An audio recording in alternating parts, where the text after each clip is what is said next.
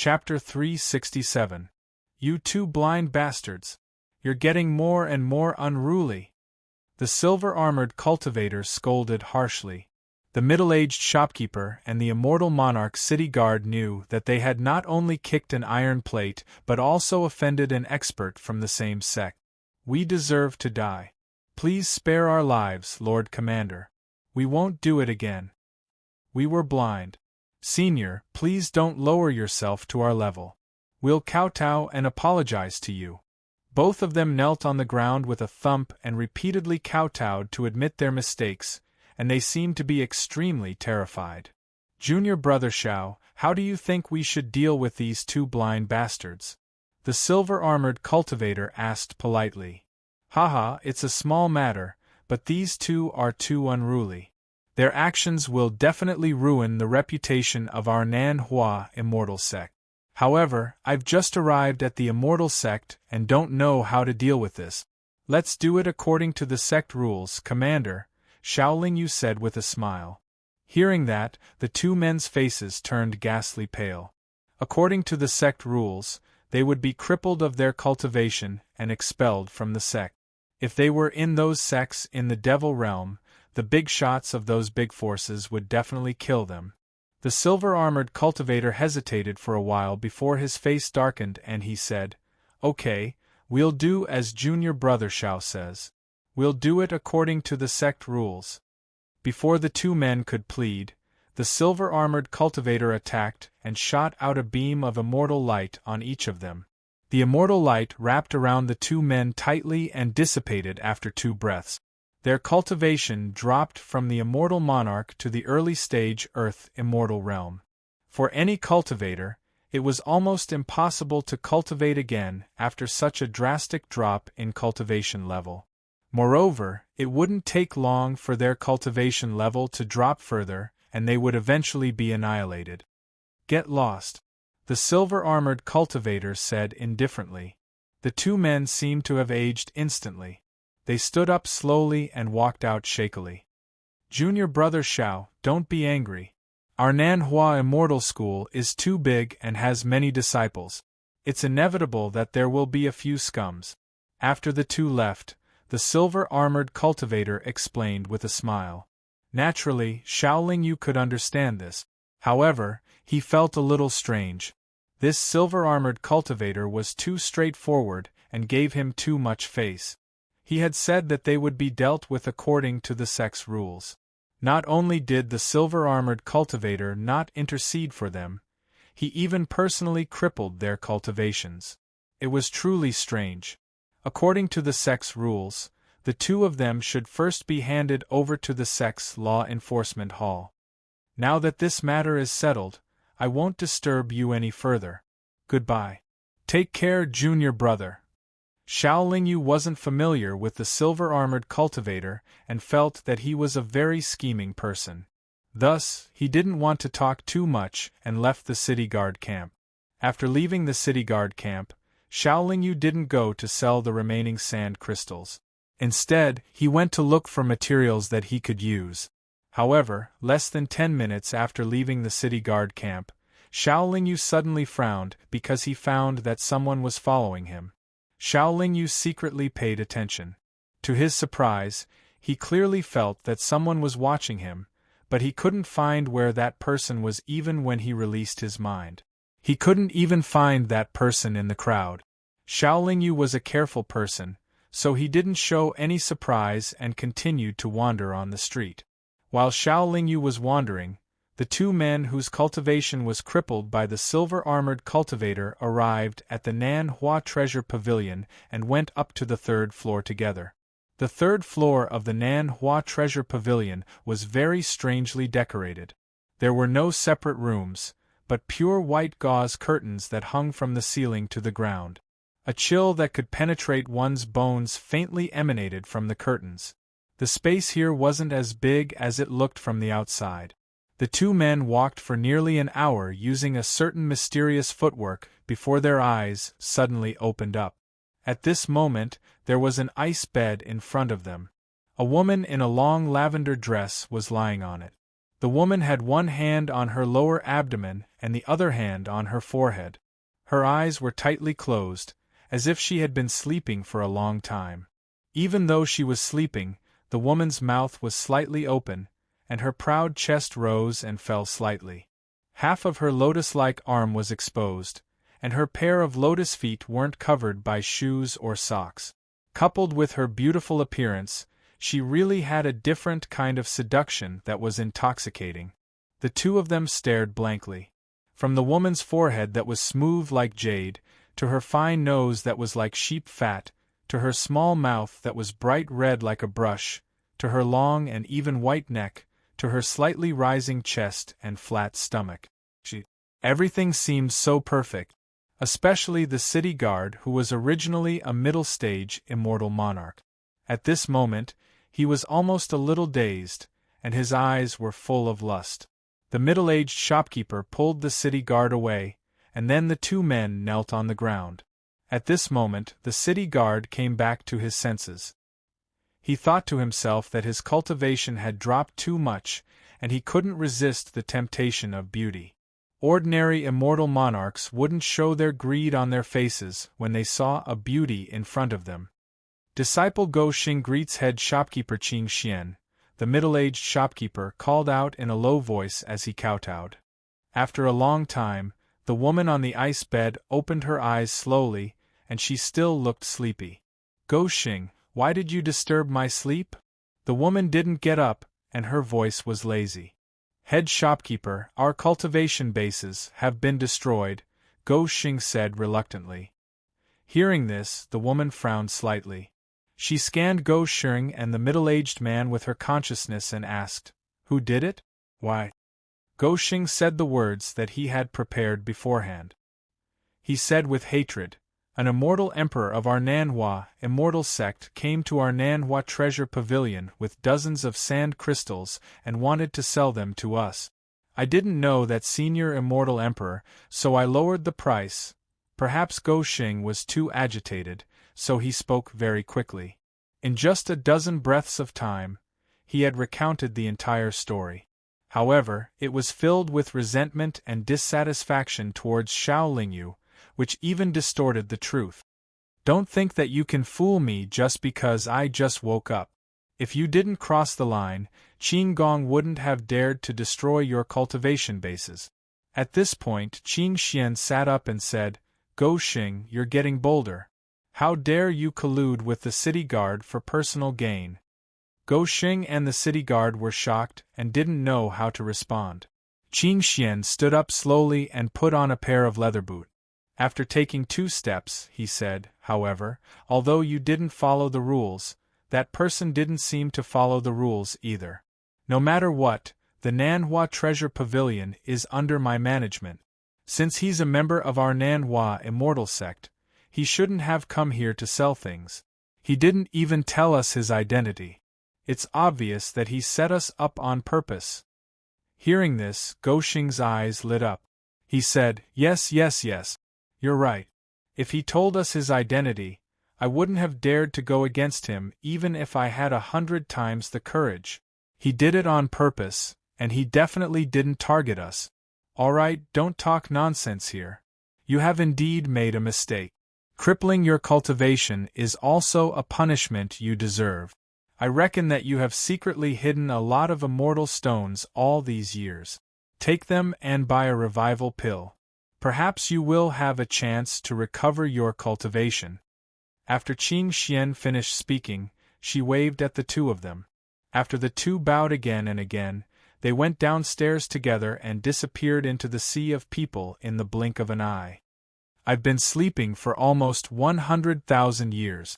It's time for me to go out for a walk," Qing Xian murmured to herself.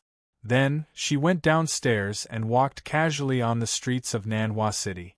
Wherever Qing Xian went, the pedestrians in front of her would automatically make way for her after being stunned for a moment.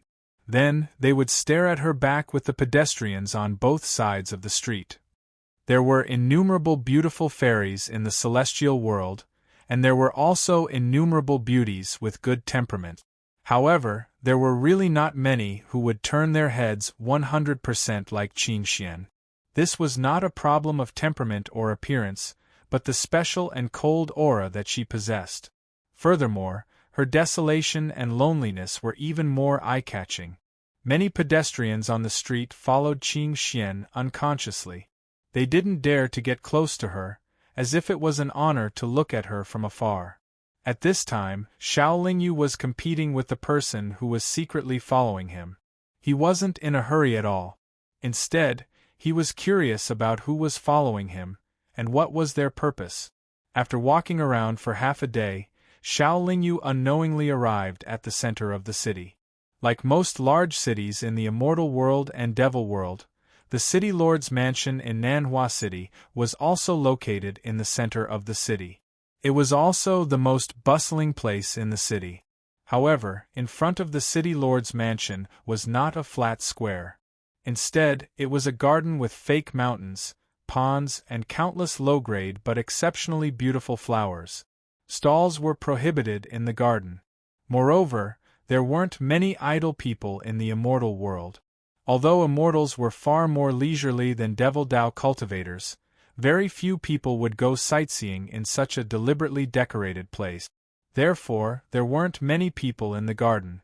Compared to the bustling streets of the city, this place was much quieter. Xiao Lingyu felt that the reason why he couldn't find the person who was following him was because there were too many people on the street. He couldn't distinguish them one by one. Therefore, he entered the garden. As he walked around the forest, Xiao Lingyu could still sense that someone was following him. He always felt that a pair of eyes were staring at him. However, he could only feel that the aura was locked on him. He still couldn't find the source of the aura. After walking around for a while, Xiao Lingyu's patience was exhausted. He stood still and poured out his consciousness with all his might. He didn't want to cover a wide area. He only wanted to carefully observe everything around him. Chapter 368. The woman was tall and slender.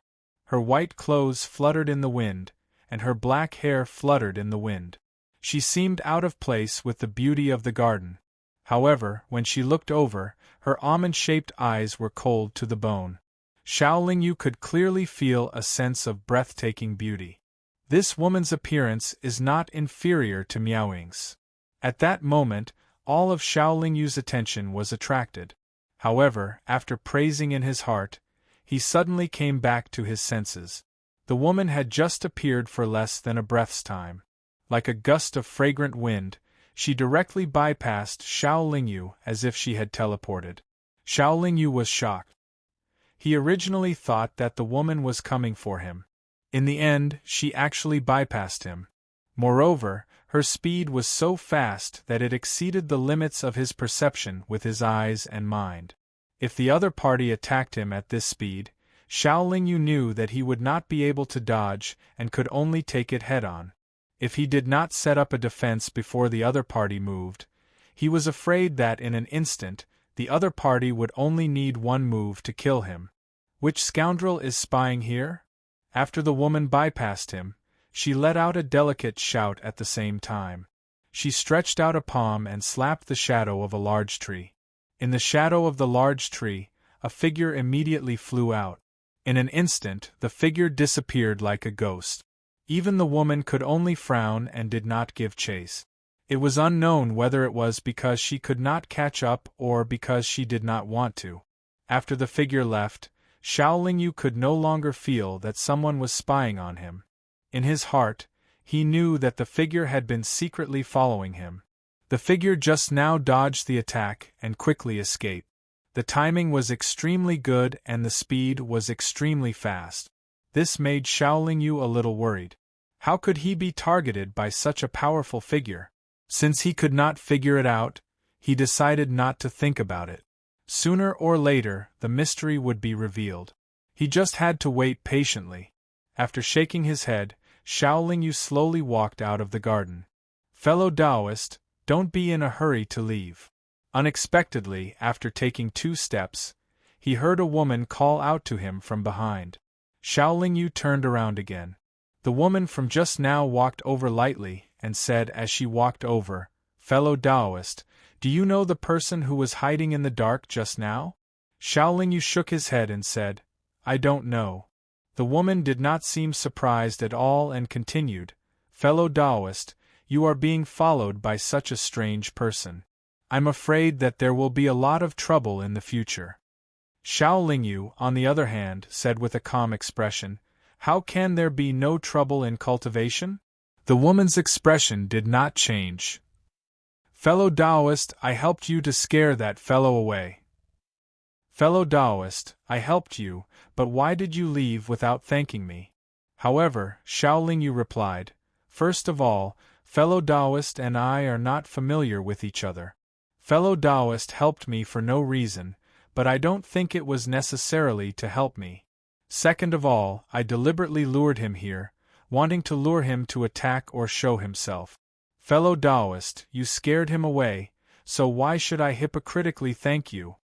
The woman was a little surprised by Xiaoling's answer, but then she smiled faintly and said, "I didn't help him for no reason. After all, we are from the same sect." "Same sect?" Xiaoling was stunned at first, but then he said with relief, "So you are also from the Nanhua immortal sect." I was rude. With that, Xiaoling even cupped his fists and bowed. "Junior brother, you don't have to be so polite. After all, we are a family. Naturally, there are some things that we need to help each other and inform each other," the woman said calmly as she helped him up. Xiaoling could understand helping each other, but he felt that there was another meaning to that. "Junior brother, you must have just joined the Nanhua immortal sect, right?" the woman asked again. "Yes," Xiaoling answered. "Junior brother, who recommended you?" the woman continued to ask. "No one recommended me. I just happened to meet senior brother Qingpingzi, the sect master, and he took me in," Xiaoling answered honestly. In Xiaoling's opinion, this was not a secret, so it was okay to tell the truth. Unexpectedly, the seemingly amiable woman suddenly changed her tone and said coldly, "No wonder junior brother is so arrogant. It turns out that you have senior brother sect master backing you up." Xiaoling frowned again and asked in confusion, "Senior sister, why do you say that? How am I arrogant?" The woman sneered and said, "Junior brother, don't play dumb. You hid your identity and came to the Nanhua Treasure Pavilion to sell sand crystals. You also tried to make the shopkeeper, Go Sheng, break the rules and even implicated the city guards. If senior brother sect master didn't instruct you to do so, then you must have other motives. In front of me, Qing Xian, junior brother, you'd better get straight to the point." Xiaoling instantly thought of many things. The most important thing was that this female immortal emperor named Qing Xian was probably not on good terms with Qingpingzi, the sect master of the Southeast immortal sect, and she must have believed the slanderous words of the shopkeeper named Go Sheng. When I joined the immortal sect, I carefully read the rules of the immortal sect, but I didn't see any rule that forbade disciples from selling things to our shop. Moreover, I came to the Nanhua immortal sect and the Nanhua Treasure Pavilion to sell sand crystals without anyone's instruction. I don't have any bad intentions. Senior sister Qing Xian, I'm afraid you're thinking too much, Xiaoling replied calmly. Junior brother is still unwilling to speak the truth. That's right, this kind of thing is generally seen through and not spoken out. I just feel that junior brother is a newcomer and should not be involved in unnecessary disputes for no reason. Also, it's better not to be used by others. Qing Xian waved her hand and said with a serious expression, Junior brother is telling the truth. If senior sister doesn't believe me, there's nothing I can do, Xiaoling said with a shrug. No matter what, junior brother, you'd better be careful. After Qing Xian finished speaking, she brushed past Xiaoling and disappeared in an instant. All that was left was a fragrance that carried a chill that lingered endlessly at the tip of Xiaoling's nose. It seems that I've inadvertently caused trouble again. That Qingpingzi looks like a Taoist immortal with a kind face. I guess he had a lot of plans for bringing me into the Nanhua immortal sect. Xiaoling smiled bitterly and walked out of the garden. Many things had happened in Nanhua City, and Xiaoling couldn't figure out what was going on. Naturally, he didn't want to stay here any longer, so he left the city. Nanhua City was a 2-day journey from the Nanhua Immortal Sex Station. Xiaoling had just flown for a day when he felt that he was being watched again. They really won't give up. Xiaoling still couldn't find the other party's hiding place, so he stopped and shouted behind him, "Come out!" After waiting for 2 breaths, a figure slowly appeared in a cloud about 300 meters away from Xiaoling.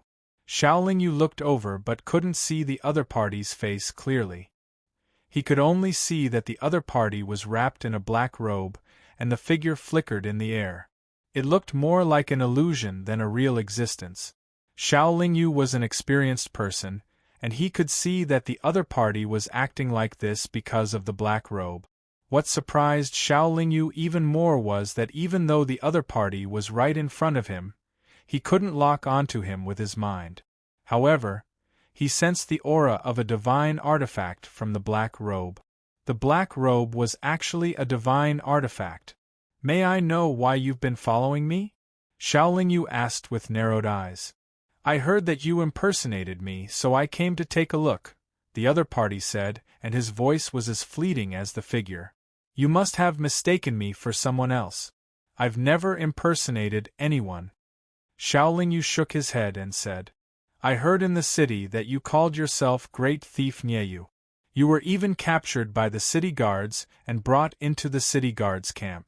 After that, I saw you at the entrance of the city guards camp.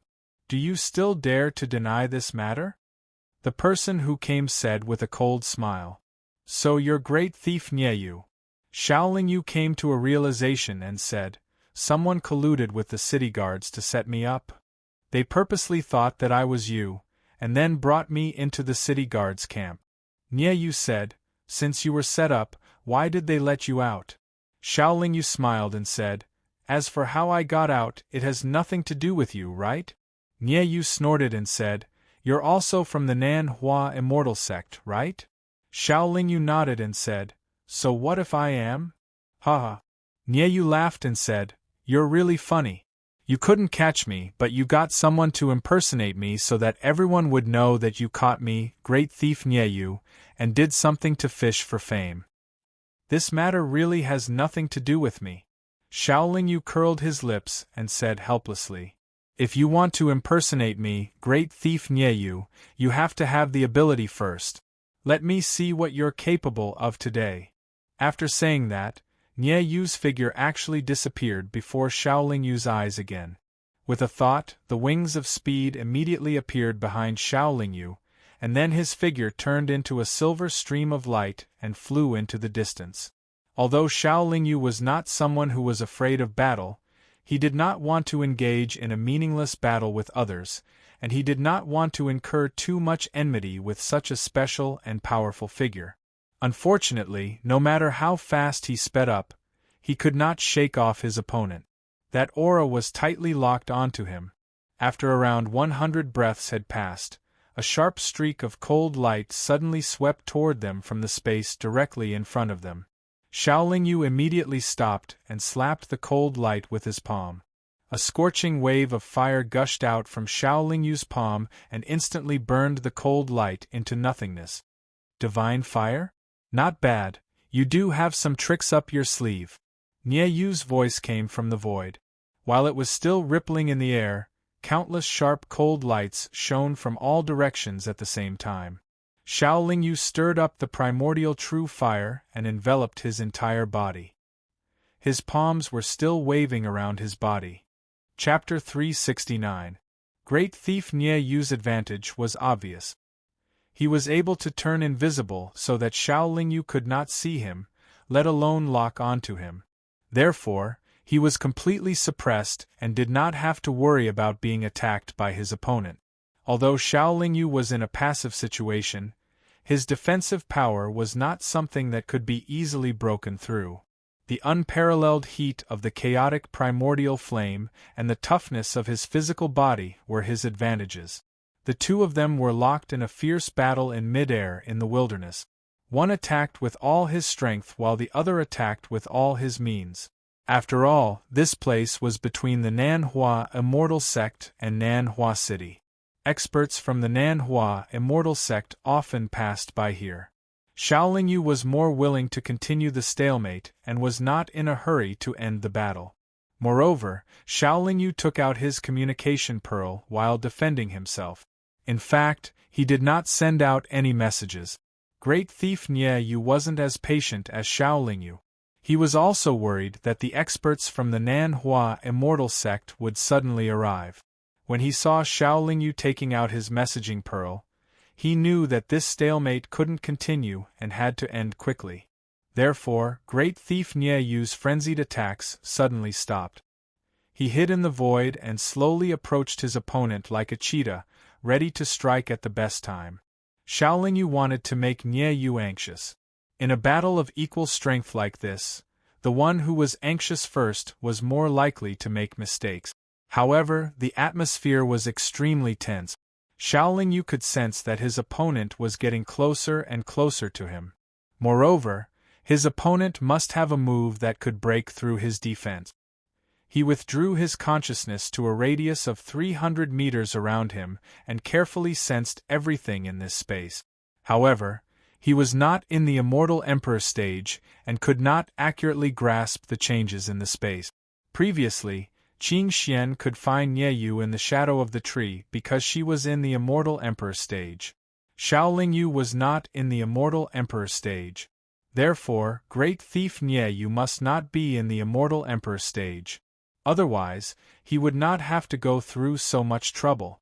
Xiaolingyu was not afraid of any cultivators below the Immortal Emperor stage. Therefore, he dared to fight with Nyeyu here. A dangerous aura shrouded him. It was as if he was walking in the forest and was being targeted by a poisonous snake. After less than 100 breaths of silence, a sharp cold light suddenly flashed. Before the cold light arrived, Xiaolingyu already saw an almost transparent curved blade, as thin as a cicada's wing slashing towards the side of her neck. Although the scimitar did not have any energy fluctuations, Xiaolingyu did not doubt its sharpness. Therefore, with a thought, the silver moon broken blade appeared in his hand, and he quickly placed it in front of the scimitar. Clang! A sharp sound was heard as the curved blade made a cut on the silver moon broken blade. Naturally, it was unable to damage the silver moon broken blade. However, the experienced Xiaolingyu knew that this was an opportunity. Thus, when the silver moon broken blade swept out, his other arm struck forward at the same time. When the fist smashed out, it turned into a dragon claw. It was as if the fist of a real dragon, and its power was incomparably fierce. Nyeyu did not seem to expect that his fast surprise attack would be blocked. He also did not expect that the other party could react so quickly. He was able to defend and attack at the same time. Therefore, he was caught off guard and was still hit by the heavy fist. The dragon fist, which was comparable to a quasi-divine tool, was not only strong and powerful, but its impact was also extraordinary. After Nyeyu was hit, he immediately spat out a stream of blood. Before Nyeyu could stabilize his body, the sky full of palm shadows had already surrounded him. Although he hid his body in the next moment, most of the countless demonic palms still hid him. However, after the demonic soul-severing palm dissipated, Xiaolingyu did not see Nyeyu appear in a sorry state. The surroundings fell into silence again. It was obvious that the demonic soul-severing palm did not work on the other party. After all, the other party was wearing a divine tool robe. The demonic soul-severing palm probably did not resonate with the robe. If it was not for the high quality of the robe, an ordinary immortal monarch stage cultivator would have died on the spot after being hit by Xiaolingyu's dragon fist. It would not have been as simple as spitting out blood and being sent flying. After a few breaths, Nyeyu slowly revealed his figure and said, "You actually cultivated a demonic art." Xiaolingyu had just struck out the chaotic demonic nascent soul and used the demonic soul severing palm. Both of these moves contained demonic aura. It was normal for Nieyu to be able to determine that Xiao Lingyu cultivated a demonic art. It's just a small experiment, Xiao Lingyu replied indifferently. Haha, I didn't expect that there would be someone cultivating devil arts in the Nanhua Immortal School, one of the great sects in the immortal world. If this matter were to spread out, I reckon many experts in the immortal world would be interested. Nieyu laughed. Haha, you're oversimplifying things. If you want to spread this news, you need someone to believe it. Even if someone believes it, they might not come to investigate because you don't have any evidence. You also don't dare to appear in front of others. Xiao Lingyu laughed casually. Others might not believe it, but the law enforcement hall of the Southern Flower Immortal Sect might. They will definitely investigate you. I have some understanding of the Southern Flower Immortal Sect. The Southern Flower Immortal Sect is not a monolithic sect. There are also conflicts between factions. If the news of you cultivating a demonic art were to spread, the opposing faction would definitely make an issue out of it. Nieyu sneered.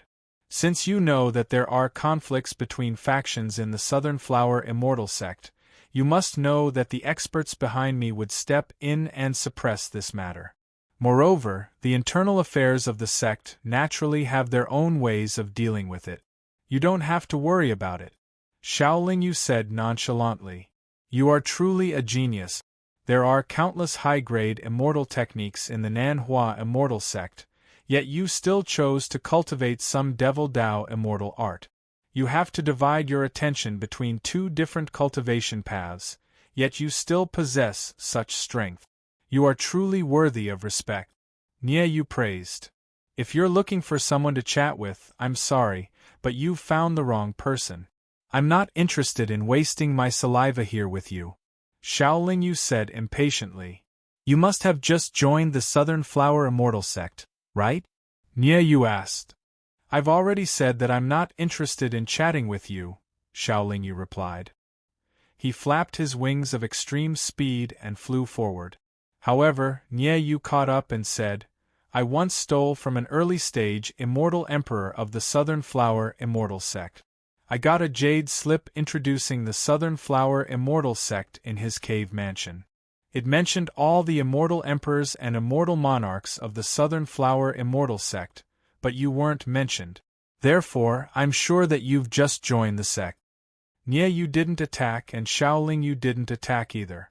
Moreover, they ignored Nieyu's words. Nieyu's invisibility was too powerful. Xiao Lingyu didn't have the slightest confidence to make her stay, so he didn't bother to waste his energy. Since you've just joined the sect, I'm sure you don't have much feelings for the Southern Flower Immortal Sect. Moreover, you're quite strong. Therefore, I have a good deal to cooperate with you. Nieyu continued to follow Xiao Lingyu and said, This business deal doesn't have much to do with the Southern Flower Immortal Sect, but it requires the cooperation of the cultivators of the Southern Flower Immortal Sect. Of course, I can guarantee that it won't affect the interests of the Southern Flower Immortal Sect. I'm not interested in this. You can find someone else, Xiao Lingyu replied coldly. I also wanted to look for others, but I didn't dare to look for an immortal emperor stage expert who could threaten me. Secondly, I didn't want to look for an ordinary immortal monarch stage expert. Today I met you, and after fighting with you, I realized that you are the most suitable person. Nieyu adjusted her speed and continued to explain, You're definitely much stronger than most immortal monarchs, but slightly weaker than immortal emperors. Our situation is similar to mine. If we cooperate with you, we won't be able to do anything to each other, and we won't have to worry about being killed after the deal is done. At this moment, Xiao Lingyu added, You have a divine-grade invisibility cloak and a divine-grade dagger that can kill without leaving a trace. Yet, you're still not satisfied and want to seek other benefits. Don't you think you're being too greedy? However, Nieyu said with a smile, It's precisely because I have this divine-level invisibility cloak that I can go anywhere in the world, especially those places with benefits. This isn't greed, but I don't want treasures to go unclaimed. I don't want pearls to be hidden, Xiao Lingyu replied. Since you can go anywhere in the world, Why come to me for help? Isn't it better for you to take all the benefits for yourself? Nyeyu was a little embarrassed. She scratched her head and said, "In the past, I only sneaked into places that weren't very dangerous and stole the treasures in other people's caves. I even sneaked into the Nanhua City's City Lord mansion. However, the place I'm going to this time is a little unusual. Even if I can sneak in alone, I'll have to return empty-handed. I need someone to help me." Xiao Lingyu continued, "Aren't you afraid that I'll send a message to the experts of the Nanhua Immortal Sect and they'll go there to catch you?" Nyeyu said without thinking, "I'm afraid, of course I'm afraid.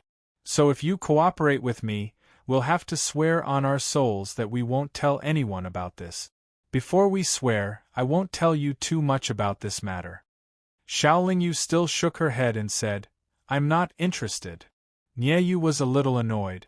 She had already said so much and was considered very sincere. Why was this guy so stubborn? Nyeyu took a deep breath and suppressed her anger.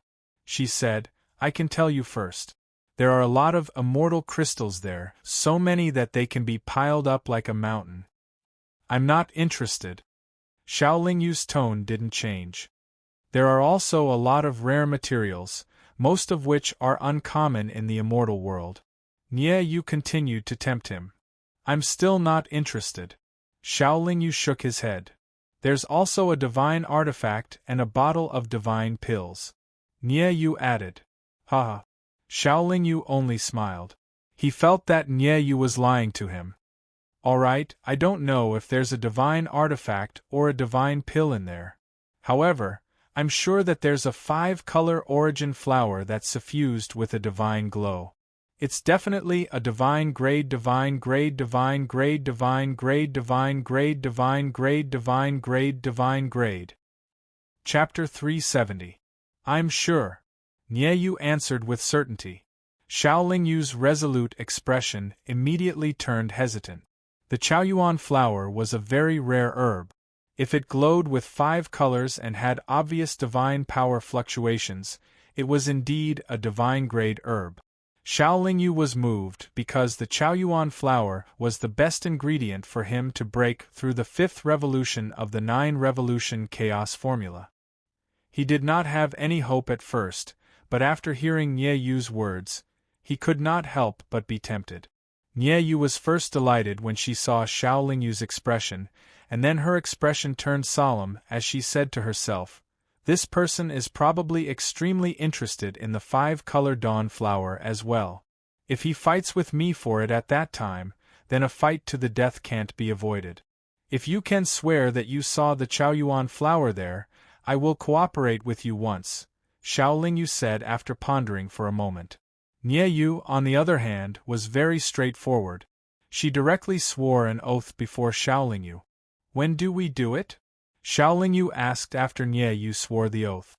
"Haha, the two of us should first swear that before and after the operation, neither of us will reveal this matter to anyone else." Nyeyu smiled cautiously. "As you wish." Xiao Lingyu wasn't the kind of person who would dawdle. He immediately made an oath that he would never leak the secret. Nyeyu naturally did the same. "As for whether or not we can benefit from it, and how much we can benefit from it, that will depend on our own abilities," Nyeyu said after swearing the oath. "No problem." Xiao Lingyu nodded and asked again, "When do we do it?" Nyeyu said, "If it's convenient now, we can set off immediately." Xiao Lingyu thought for a moment and said, "Then let's not waste time. Let's go now." Nyeyu actually did not want Xiao Lingyu to go back again to avoid unnecessary trouble. After hearing Xiao Lingyu's words, she naturally had no objections and immediately led the way. The two of them turned into 2 streams of light and flew towards the south of Nanhua Immortal Sect at full speed. Although they deviated from Xiao Lingyu's original direction, he soon realized that they were getting closer and closer to the Nanhua Immortal Sect's encampment. "Did you send a message to Nanhua Immortal School asking for reinforcements?" After flying for a while, Nyeyu suddenly asked. "No." Xiao Lingyu shook her head. "That's good." Nyeyu seemed to be relieved and continued flying forward. Another day passed. Nie Yu first transmitted a message to Xiaoling Yu to continue flying forward. Then, she concealed herself because she was already very close to the Nanhua Immortal School's encampment. Xiaoling Yu did as she was told, and not long after, she was stopped by a group of Nanhua Immortal Sect disciples. After the leader of the group sent a message back to confirm Xiaoling Yu's identity, they made way for her. After repeating this several times, more than half a day passed before Nie Yu transmitted a message to Xiaoling Yu to stop. This was the south of Nanhua Immortal Sect, and also the direction of the Nanhua Immortal Sect's main gate. It was only 70,000 to 80,000 miles away from the Nanhua Immortal Sect's encampment. In other words, this was actually the Nanhua Immortal Sect's territory and also the area patrolled by the Nanhua Immortal Sect's disciples. After Xiaoling Yu stopped, Nie Yu was very cautious and didn't reveal herself. She only transmitted a message to guide Xiaoling Yu to an ordinary-looking barren mountain. On the back of this barren mountain, which is the side facing the Nanhua Immortal Sect, there is a crack in the mountain. That is the entrance. Hearing Nie Yu's voice transmission, Xiaoling Yu scanned the area with his mind. A moment later, he found an inconspicuous crack in the mountain. This crack was very narrow and only allowed one person to pass through at a time. Looking from afar, one would only think that this was a thin line carved on the mountain. Ordinary cultivators wouldn't think too much about it. The immortal spirit force around the barren mountain wasn't dense, because the Nanhua Immortal Sect's encampment had a formation that gathered the immortal spirit force from the heaven and earth. Therefore, almost no one cared about the barren mountain. There was nothing special here, so no one would go through the crack for no reason. Xiaoling Yu slanted his body and entered the mountain crevice. He slowly moved forward, and in the time it took to brew a cup of tea, he reached the end of the mountain crevice. What puzzled Xiaoling Yu was that the end of the mountain crack was also very ordinary. There was only seemingly hard rock in front of him. Of course, because this place was too ordinary, no one discovered it even though it was under the control of the Nanhua Immortal Sect. Use your Nanhua Immortal Sect's unique open mountain seal on the rocks ahead and the entrance will open automatically. Nie Yu transmitted a message. Open mountain seal? I don't think I've cultivated this before. Xiaoling Yu frowned and replied. No way? All the Nanhua Immortal Sect's Immortal Monarch disciples have cultivated this seal before. Nie Yu said in astonishment. Haha, maybe it's because I've only been in the sect for a short time. Xiaoling Yu shook his head and smiled bitterly. Without the Nanhua Immortal School's open mountain seal, we wouldn't be able to enter. Previously, I captured an immortal monarch of the Nanhua Immortal School and forced him to activate his open mountain seal. Unfortunately, the Nanhua Immortal Sect is very strict with their disciples, so they don't dare to impart their techniques to outsiders. Otherwise, I would have just learned the open mountain seal and it would have been much easier, Nie Yu said helplessly. Then what should we do? Xiaoling Yu was a bit depressed. What else can we do? You can only go back and learn the seal before coming back. Nie Yu said. Xiaoling Yu didn't stop and went back to the Nanhua Immortal Sect. Who would have thought that Qing Pingzi, the sect master, would come looking for him as soon as he arrived at his loft. Sect Master Senior Martial Brother came at the right time. I have something to talk to Senior Martial Brother about. Xiaoling Yu went up and said politely. Hee, I already know about your matter, Qing Pingzi said with a smile after taking a seat. How did you know? Xiaoling Yu asked in astonishment. You were brought to the Nanhua City's city guard camp and Junior Martial Brother Qing Gong messaged me. Qing Pingzi said. Oh, Sect Master Senior Martial Brother is talking about this. But that's not what I want to talk to Senior Martial Brother about. Xiaoling Yu continued. Then let's talk about this first. Qing Pingzi thought for a moment and looked at Xiaoling Yu. Nanhua Immortal Sect is a big sect with many cultivators. Naturally, it's hard to be united. Many people form factions and fight for power. Many people even covet my position as sect master. Xiaolingyu's expression was very calm. He had no intention of continuing the conversation. He knew that Qing Pingzi must have something else to tell him. Junior Marshal brother, you just joined the sect, so I shouldn't tell you this. But since you had that incident in the Nanhua city and Junior Marshal sister Qing Xian came back a few hours ago and told you about it, I can only give you a reminder. You can make friends in the Nanhua Immortal sect and treat your fellow sect members differently. But if you want to choose a side, you must choose carefully. Qing Pingzi paused. Seeing Xiaolingyu's calm expression, he continued, the previous owner of this pavilion, my junior marshal brother with excellent aptitude, died because he chose the wrong side. Xiaolingyu cupped his fists and said, Thank you for your advice, sect master senior marshal brother.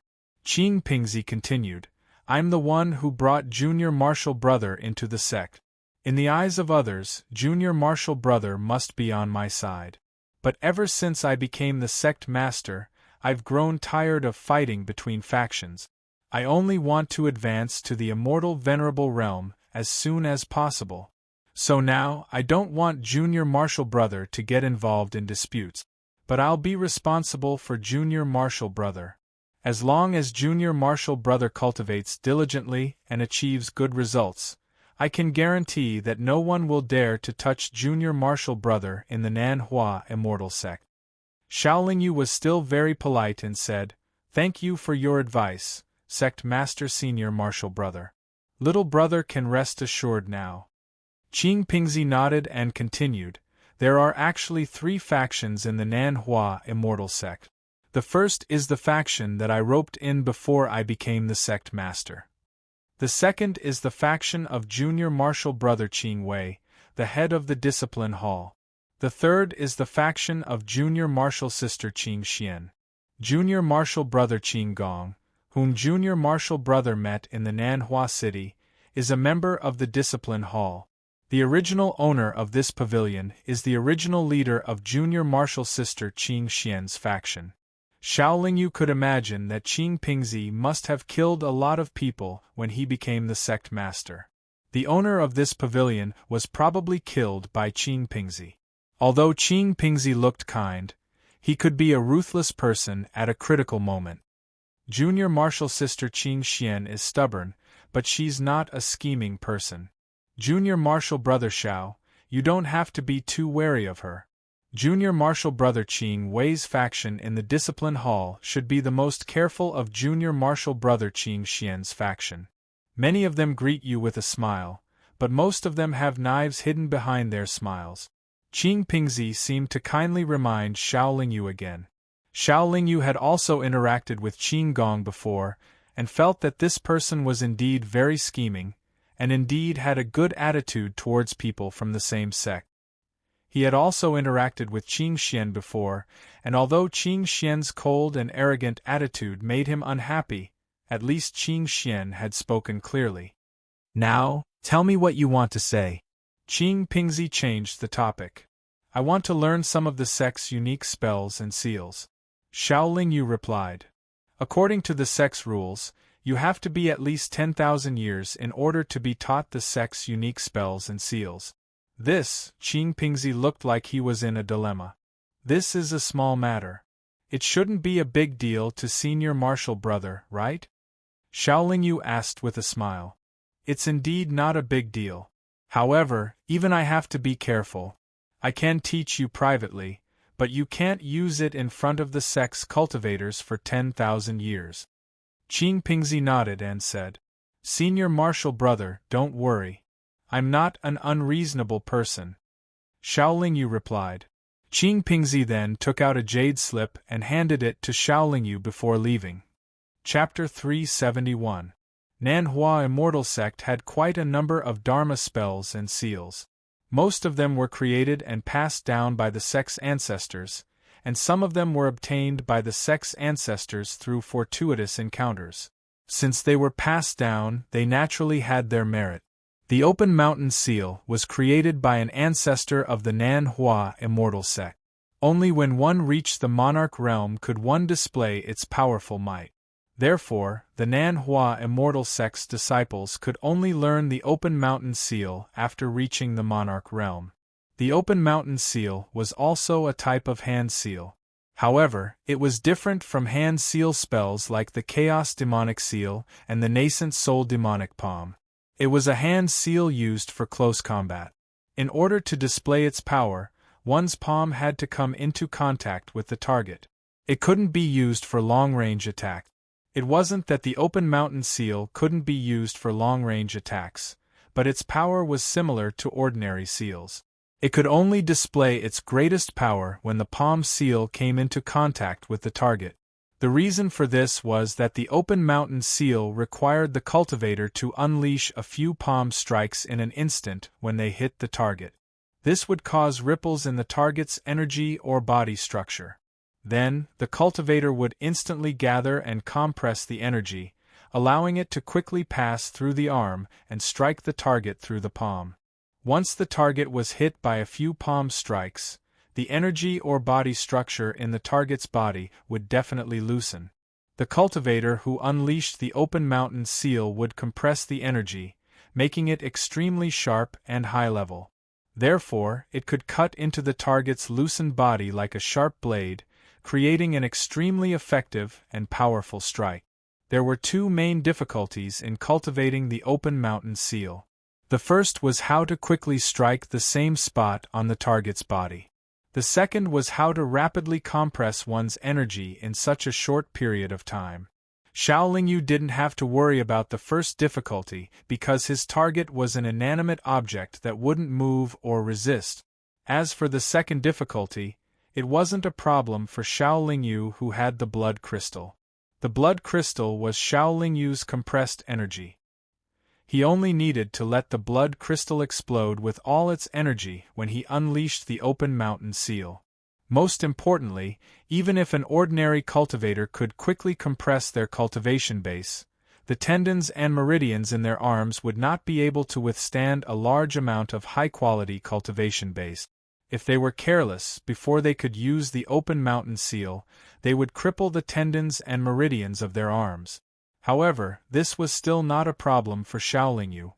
The quality of his body was now extremely strong, and there was no possibility of his meridians exploding due to his power. Even if the quality of the compressed chaotic magic power was extremely high, almost comparable to divine power, the most he could do was to turn his entire arm into a dragon claw when he used the open mountain seal. Xiaolingyu only needed to comprehend a little more since all the conditions for cultivation had been met. Half a month later, Xiaolingyu left Nanhua Immortal School again and headed south at full speed. The great thief, Nieyu, was waiting at the side of the barren mountain.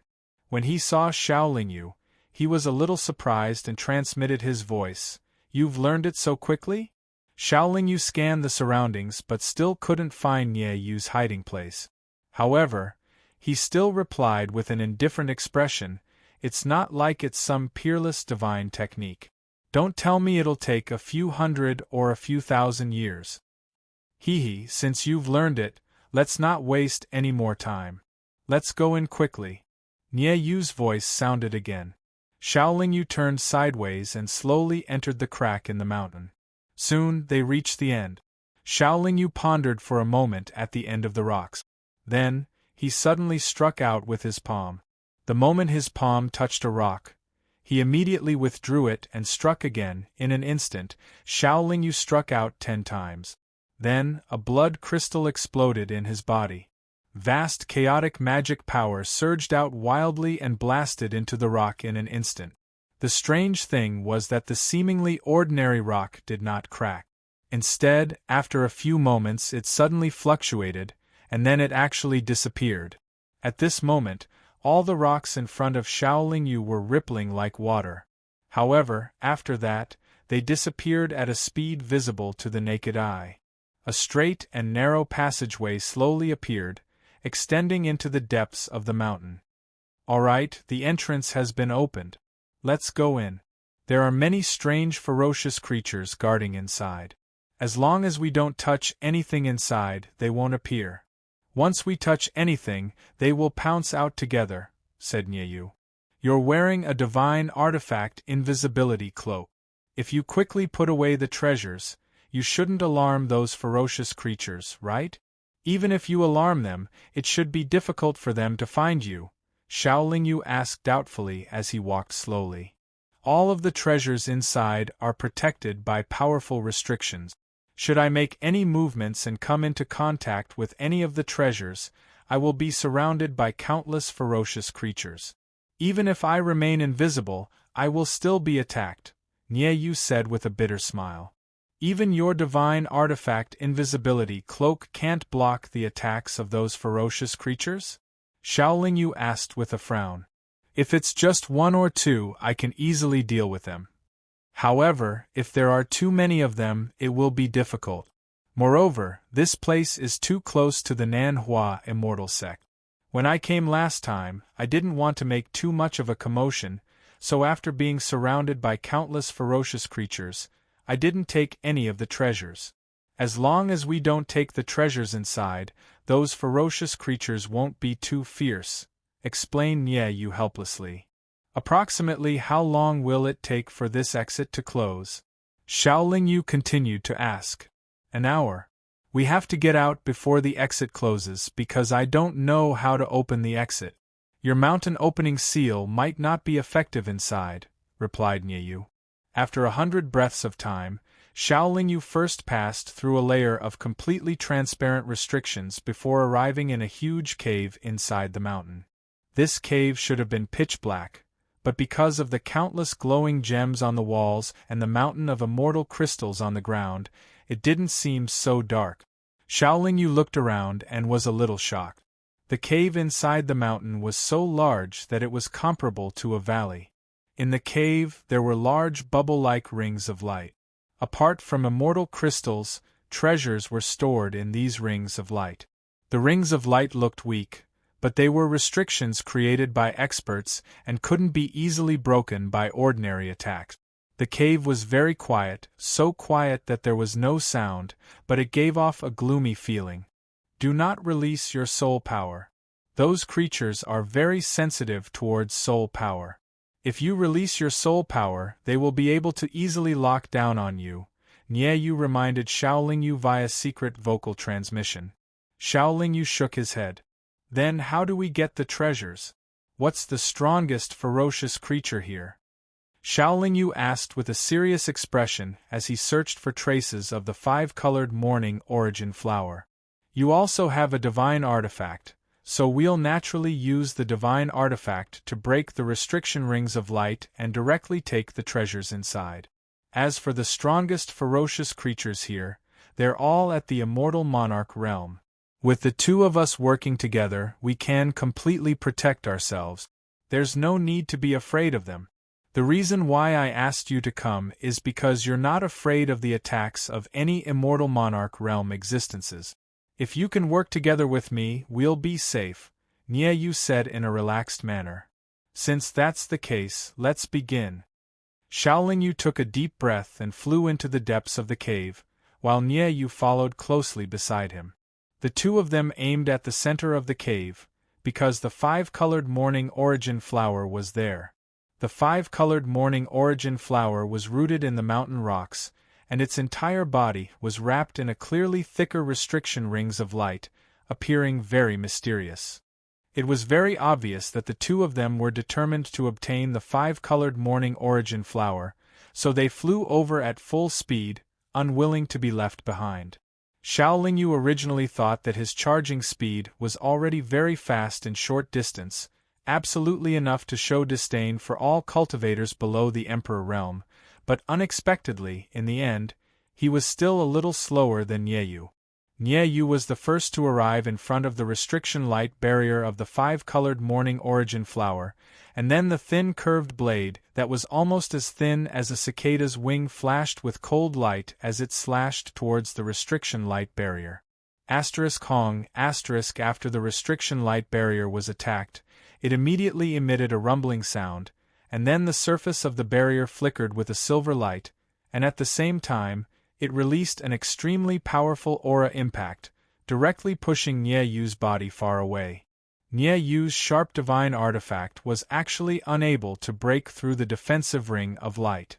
Nie Yu seemed to have not expected this, but fortunately, the impact of the aura impact was also able to push Xiaolingyu, who arrived behind him, away. The two of them retreated to the same position, and only then did they manage to stabilize their bodies, and then they discovered that the surrounding space was constantly fluctuating, and one after another, strange and ferocious creatures appeared one after another, and then swarmed over like a tide. Before the two of them could charge towards the five-colored morning origin flower again, ferocious creatures had already pounced over, blocking their path. "You're in charge of defense, I'll be in charge of charging and killing. Don't make too much noise." After Nie Yu reminded him, the curved blade in his hand once again emitted a cold light, and his body also charged forward forcefully. The ferocious creatures that came from the front were naturally blocked by Nie Yu, and the ferocious creatures that pounced from behind and on both sides of Nie Yu could only be left to Xiaolingyu. Xiaolingyu also knew that under such circumstances, the two of them could only work together to have a chance of taking away the five-colored morning origin flower, so he did not have any other thoughts. The six demons suppressing immortal pearls transformed into a divine light sword, and cleared out the ferocious creatures on the left side of the two, while the primal chaos truefire blocked the right side. The ferocious creatures that pounced from behind had to face the sharpness of the silver moon broken blade. Although it was an intense battle, there were no overly powerful spells or abilities. Countless strange-looking ferocious creatures appeared out of nowhere, and constantly surged over in an attempt to surround and kill the two of them, but they disappeared one after another under the two's attacks. In less than 100 breaths of time, the two of them once again rushed to the location of the five-colored morning origin flower. After sweeping away the ferocious creatures in front of him, Nie Yu once again used the curved blade in his hand to slash at the restriction light barrier.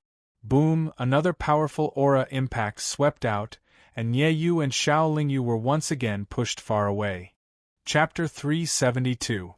After a dozen or so repeated attacks, Nie Yu's scimitar was unable to do anything, while the light barrier that protected the five-colored dawn flower was still completely undamaged. Seeing that time was passing, the two of them had already been here for more than an hour. Xiaolingyu suggested, "Why don't I attack once and you cover the back?" Nie Yu could not break through it herself, so she naturally could not reject Xiaolingyu's suggestion. She could only nod and agree helplessly, then retreated behind Xiaolingyu. Holding the silver moon-broken sword and using the primordial fire to open a path, Xiaolingyu only took 10 breaths to bring Nie Yu to the light barrier for the 16th time. Gathering all the strength in his body to his arm, Xiaolingyu waved the silver moon-broken sword and slashed down fiercely, bang. Crack! First, there was an explosion, and then there was the sound of bamboo cracking. The light barrier actually began to slowly dissipate. Perhaps it was because Nie Yu's previous attack had already damaged the foundation of the light barrier, or because the silver moon-broken sword's attack was too strong, but in less than 2 breaths after Xiaolingyu's all-out slash, the five-colored morning origin flower was already in front of Xiaolingyu without any cover or protection. Nie Yu originally thought that even if Xiaolingyu could break through the light barrier, it would be impossible to do it in one go. However, Xiaolingyu was very confident in the quality of the silver moon-broken sword. Therefore, while Nie Yu was still in shock, Xiaolingyu had already used the silver moon-broken sword to draw a circle around the rock at the root of the five-colored morning origin flower, and very quickly stored the entire five-colored morning origin flower in a prepared jade bottle. Xiaolingyu did not even look at the appearance of the five-colored morning origin flower. His actions were as fast as lightning, and almost all of the actions were completed in a flash. Nie Yu could only secretly exclaim that things were not good. The five-colored morning origin flower had already entered Xiaolingyu's storage magic treasure. The two of them did not have time to speak. After the five-colored morning origin flower disappeared, The ferocious creatures pounced even more ferociously. They were all unafraid of death, and one after another, they fell into a difficult battle. There seems to be a good treasure over there. Move over there. Xiaoling Yu pointed at a restriction light circle floating in midair not far away.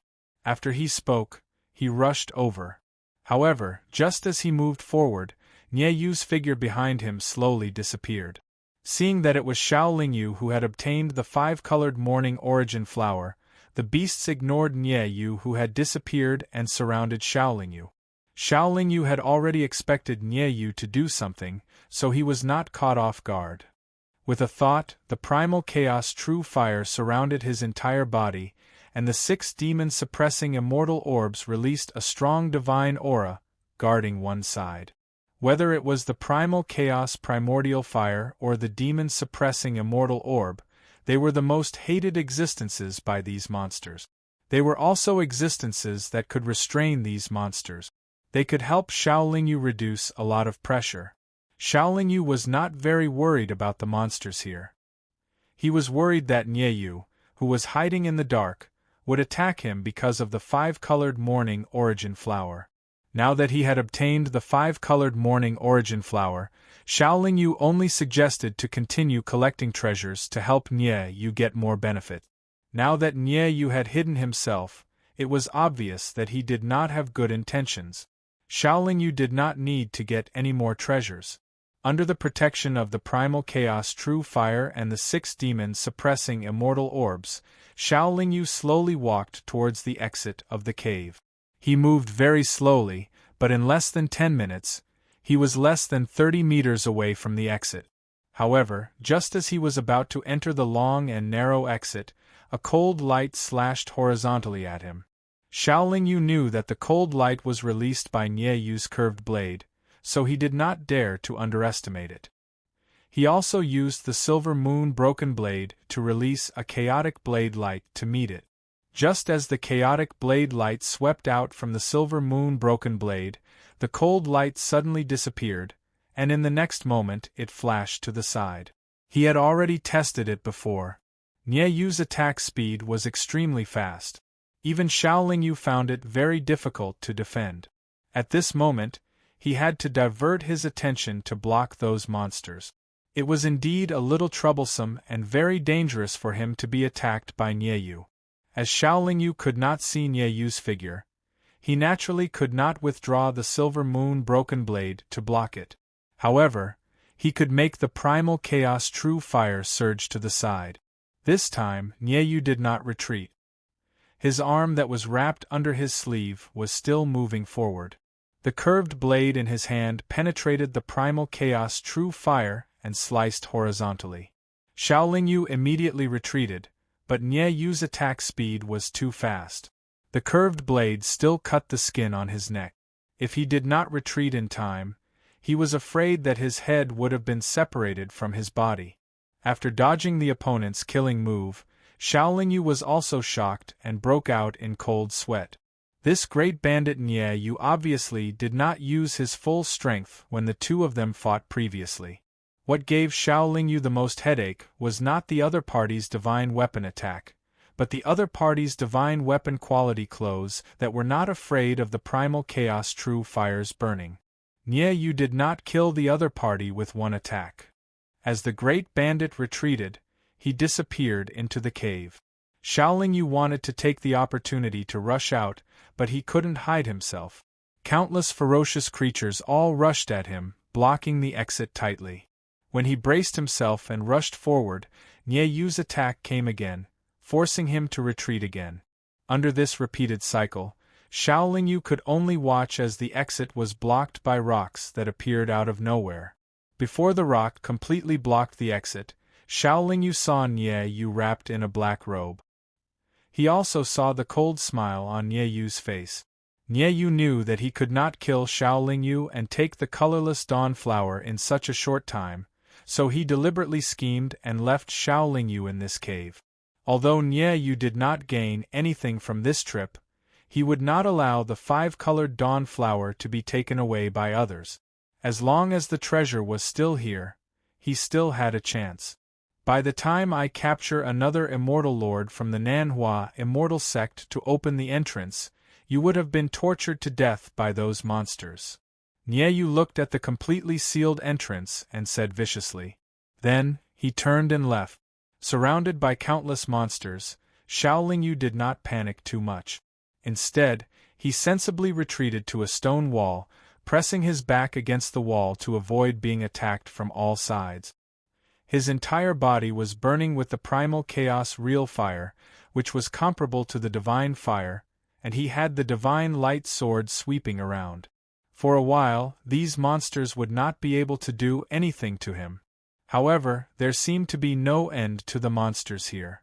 No matter how fast he killed them, the monsters did not decrease at all. They kept coming at him like a tide.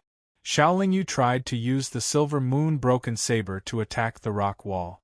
Unfortunately, even with the sharpness of the divine weapon, it could not break through the restriction on the rock wall.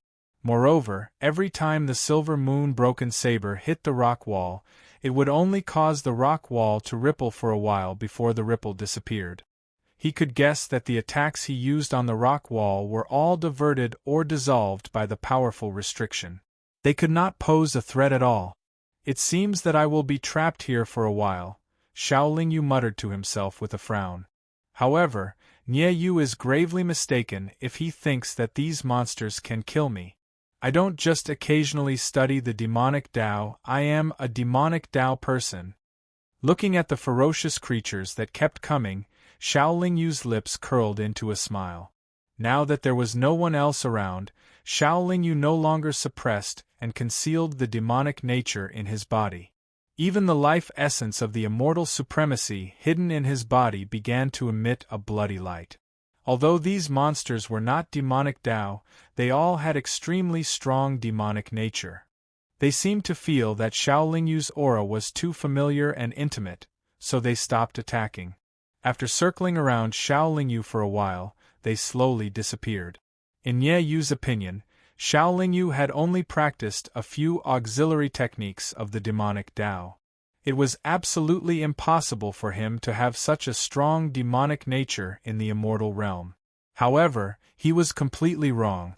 After releasing his demonic nature, Xiaolingyu was in almost no danger in this cave. After the monsters disappeared, he went in front of a restriction light sphere and slashed it with the silver moon broken saber. The restriction light sphere immediately collapsed, and the treasures inside naturally belonged to Xiaolingyu. After the restriction light sphere was broken, the monsters appeared again, but after circling around Xiaolingyu, they automatically retreated. In this way, Xiaolingyu easily transferred all the treasures in the cave into his storage magic treasure. However, he still did not have a way to leave this place. He also tried to use the open mountain seal, but it did not have any effect in here. After carefully inspecting the cave several times, Xiaolingyu did not find a way to leave, so he simply did not waste any more time. Instead, he sat down on the ground and began to take inventory of his gains. There were not many immortal crystals, only about 3 million pieces. There were 6 bottles of various top-notch immortal pills, 3 quasi-divine artifacts, nearly 100 rare materials, and more than a dozen jade slips with various high-level immortal arts inscribed on them. All of these gains were shockingly valuable to ordinary immortal emperors. However, other than the 5-colored origin flower, there was nothing else that could make Xiaolingyu even slightly excited. However, what surprised Xiaolingyu was that the immortal arts and seals inscribed on the jade slips were mostly similar to the Dharma arts and seals unique to the Nanhua immortal sect that Qing Pingzi had secretly imparted to him. In addition, this cave was not far from the Nanhua immortal sect. It could be inferred that the cultivator who set up this cave should be an ancestor expert of the Nanhua immortal sect. Many immortal arts and seals of the immortal Tao required the support of immortal energy. Xiaolingyu could not cultivate them, nor did he have the intention to. However, he could increase his knowledge by comprehending them.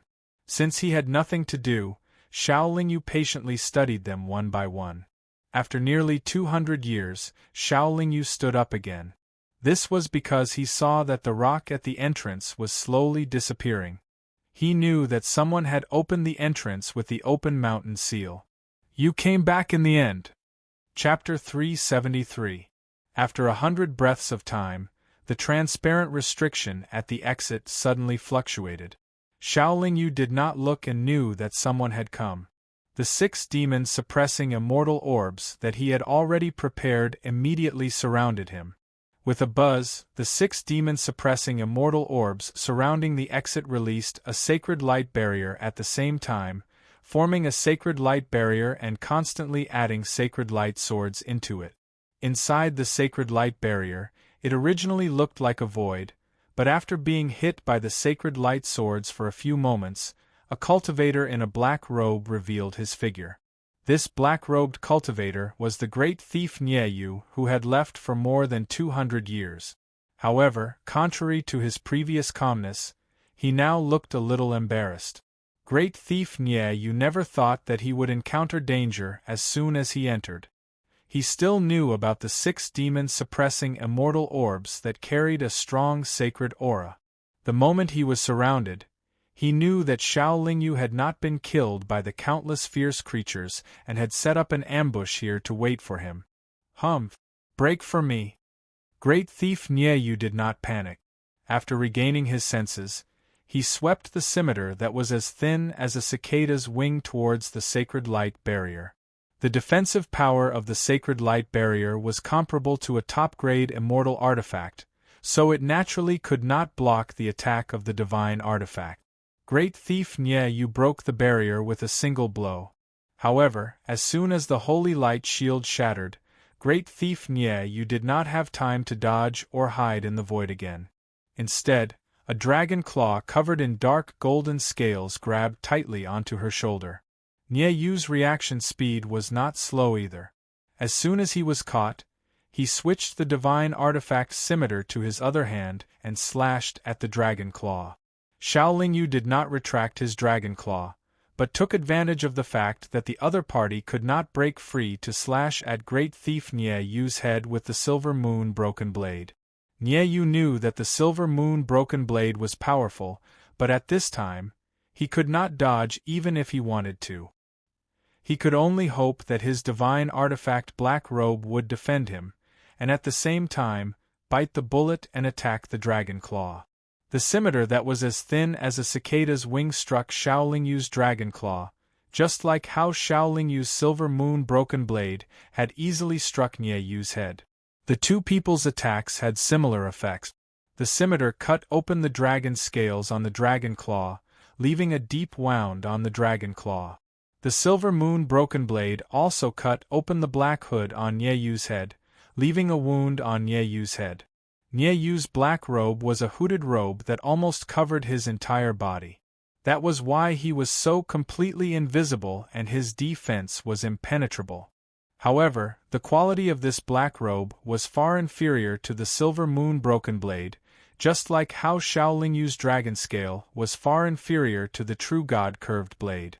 Xiaolingyu's dragon scales were only scratched open and it was only a superficial wound. Naturally, Xiaolingyu's dragon claws were still tightly holding on to Nieyu. The silver moon broken blade in his hand was swung again. Nieyu's strength was definitely far inferior to Xiaolingyu's, so he could not break free at this time. He was also unwilling to be attacked by the other party, so his scimitar also struck at Xiaolingyu's dragon claw. 2 more bloody wounds appeared on both of their bodies at the same time. Such a physical fight was rare in the cultivation world. After that, the other party would inject their own power into their weapons. After striking the other party, they would inject their power into the other party's body to destroy it. In this aspect, Xiaolingyu had the upper hand. The quality of his physical body was strong, and so were his meridians. Moreover, his body had chaotic demonic power and primordial fire. The other party's immortal power did not have much effect at all. His chaotic demonic power, on the other hand, was constantly destroying the other party's meridians and flesh, and could gradually suppress the other party's power. In this way, after a few strikes, Xiaolingyu still only suffered some superficial wounds, but Nye Yu was already seriously injured. Stop fighting, I admit defeat, Nye Yu said when he could not hold on any longer. Humph! Xiaolingyu only responded with a cold snort, but the silver moon broken blade in his hand continued to strike mercilessly. When he was able to win and had the upper hand, Nye Yu would definitely not be lenient, and Xiaolingyu naturally had no reason to be lenient. If he had not been careful and had some tricks up his sleeve, he was afraid that he would have been killed by this great thief Nye Yu. Nye Yu probably did not intend to leave any benefits for him from the beginning, and only wanted to use him. Only now did he regret it and say good things. As long as Xiaolingyu was not a fool, he would not let Nye Yu off so easily. I have traveled the immortal world for many years, and I know many places where treasures are hidden. If we continue to work together, you can obtain even greater benefits. Nye Yu tempted with benefits again. This time, Xiaolingyu did not even let out a cold snort. The cold light of the silver moon broken blade was the best response to Nye Yu.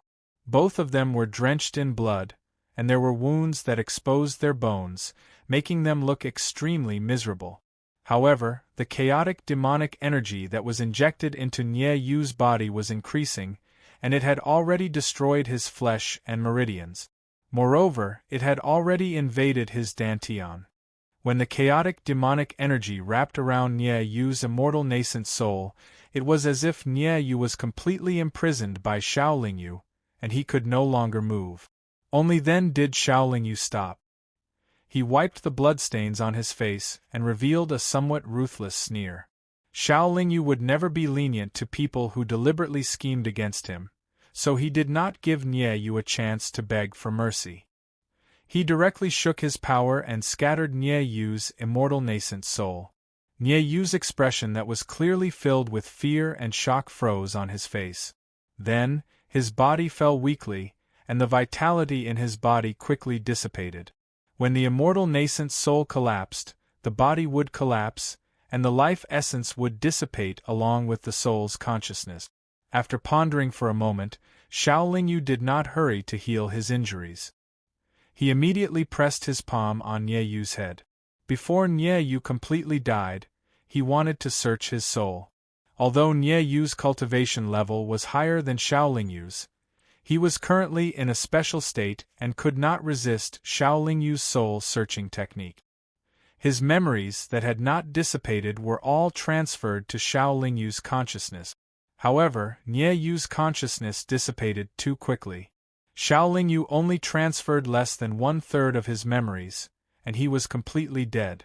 He really knows a lot of things. What a pity. Looking at Nye Yu's lifeless body and soul, Xiaolingyu smacked his lips with pity.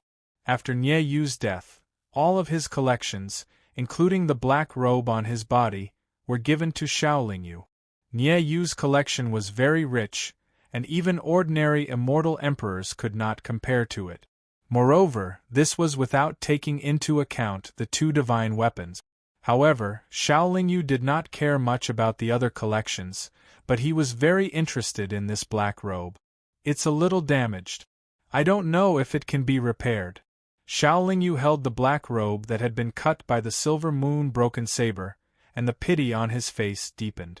As for the scimitar that was as thin as a cicada's wing, it was called the Shadowless Blade. Although it was only a low-grade divine weapon, and its quality was far inferior to the silver moon broken saber, it was a complete divine weapon. As long as he refined it slightly, Xiaolingyu would be able to use another attack method.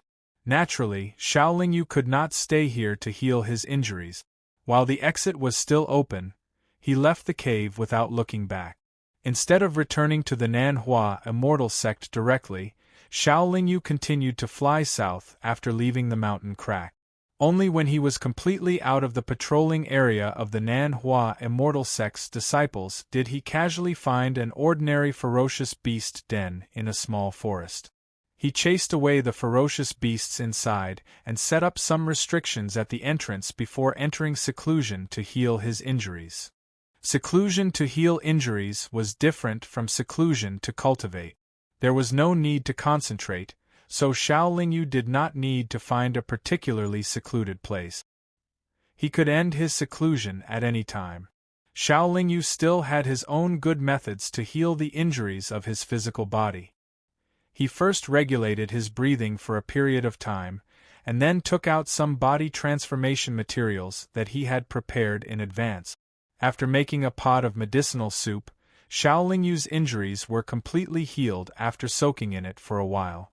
After returning to the Nanhua Immortal Sect, Xiao Lingyu sat in his pavilion for less than 15 minutes when Qin Gong, whom he had met in the Nanhua City Guard camp, came uninvited. "Junior brother Xiao, Qin Gong is here to ask for a cup of tea. Do you have time?" Qin Gong was not wearing his silver armor but a casual brocade robe. He smiled and said, "It is my honor to have senior brother Qin Gong here. How could I not have time?" Xiao Lingyu extremely courteously welcomed Qin Gong into the room. After he sat down, he rummaged through his storage magic treasure, yet he actually didn't find any tea. Moreover, this pavilion had been abandoned for many years, so it was naturally impossible for it to have tea. "I have a pot of good tea here. Let's have a taste today."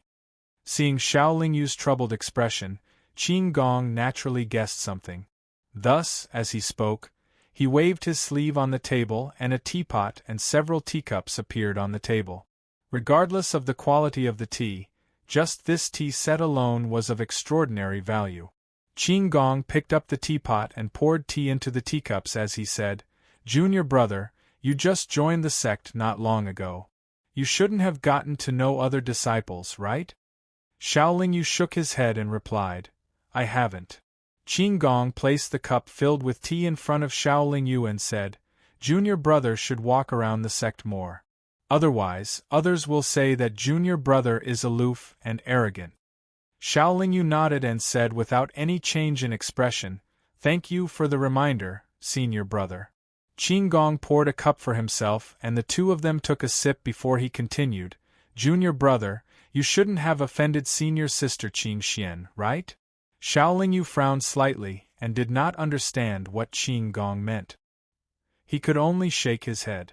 Qin Gong said, "I met senior sister Qin Xian before and heard her mention junior brother. She seemed to be very dissatisfied with junior brother. I met junior brother once at the city guard camp and felt that junior brother was not bad, so I came to say something." Chapter 374. Junior brother Xiao, you've been targeted by senior sister Qin Xian. You have to be careful. Although we're from the same sect, you've just arrived and don't have any foundation in the sect. Moreover, senior sister Qin Xian's faction has a lot of people. If you're not careful, you'll suffer a big loss." Qin Gong reminded Xiao Lingyu meaningfully as he sipped his tea. Xiao Lingyu could already guess that Qin Gong was here to win him over. Even if he couldn't win him over, he would probably say something bad about Qin Xian and sect master Qin Pingzi. Knowing the purpose of Qin Gong's visit, Xiao Lingyu naturally wouldn't speak carelessly and just listened carefully. Junior brother was brought into the sect by senior brother sect master? Qin Gong saw that Xiao Lingyu didn't speak, so he changed the topic and asked. "Yes." Xiao Lingyu nodded in response.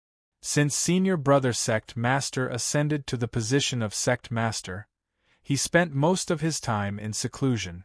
Right now, he was forced to come out because of the upcoming war between the immortal world and the demon world. If junior brother thinks that you can sit back and relax because senior brother sect master brought you into the sect, then you're gravely mistaken. Sure enough, Qin Gong said something that Xiao Lingyu had already expected him to say. "Then senior brother, tell me, what should I do?" Xiao Lingyu asked with a confused look. Junior brother is now a newcomer of the Nanhua Immortal Sect. Although you have good skills and have the treatment of an immortal emperor, you still lack a foundation.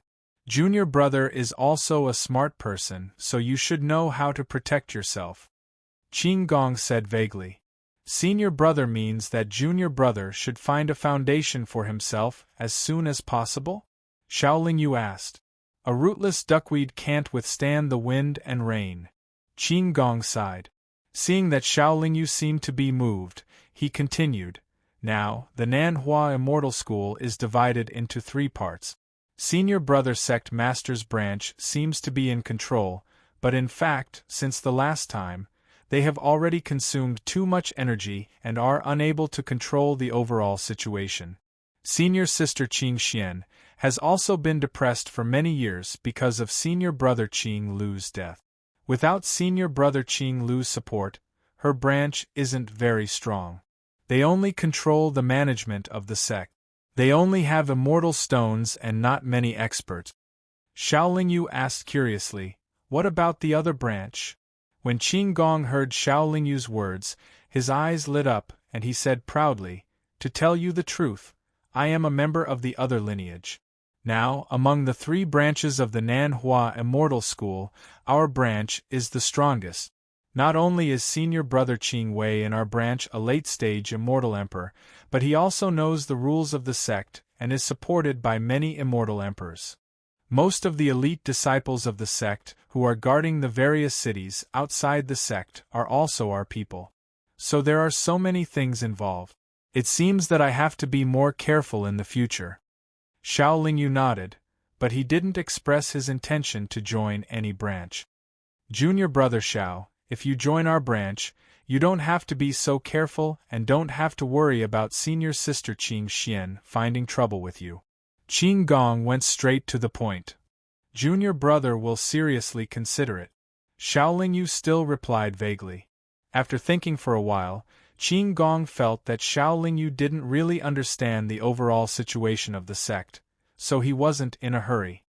He immediately stood up and said, Junior Brother, you should walk around more and understand more before you make a decision. I've disturbed you today, I'll take my leave first. After sending Qin Gong off, Xiao Lingyu returned to his room, but he didn't really think about those things. Instead, he went to the 2nd floor and meditated in peace. In the following days, Xiao Lingyu didn't leave his room and stayed in his pavilion. No one came to disturb him. Previously, when Xiao Lingyu went to the Nanhua city, he didn't buy all the materials he needed.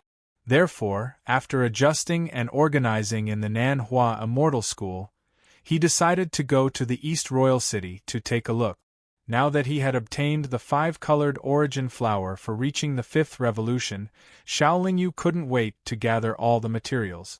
When he walked less than 10 feet out of his pavilion, he passed by a small pond and saw an old man sitting in a pavilion drinking tea. The old man looked over and their eyes met. The old man smiled kindly and Xiao Lingyu naturally nodded in greeting.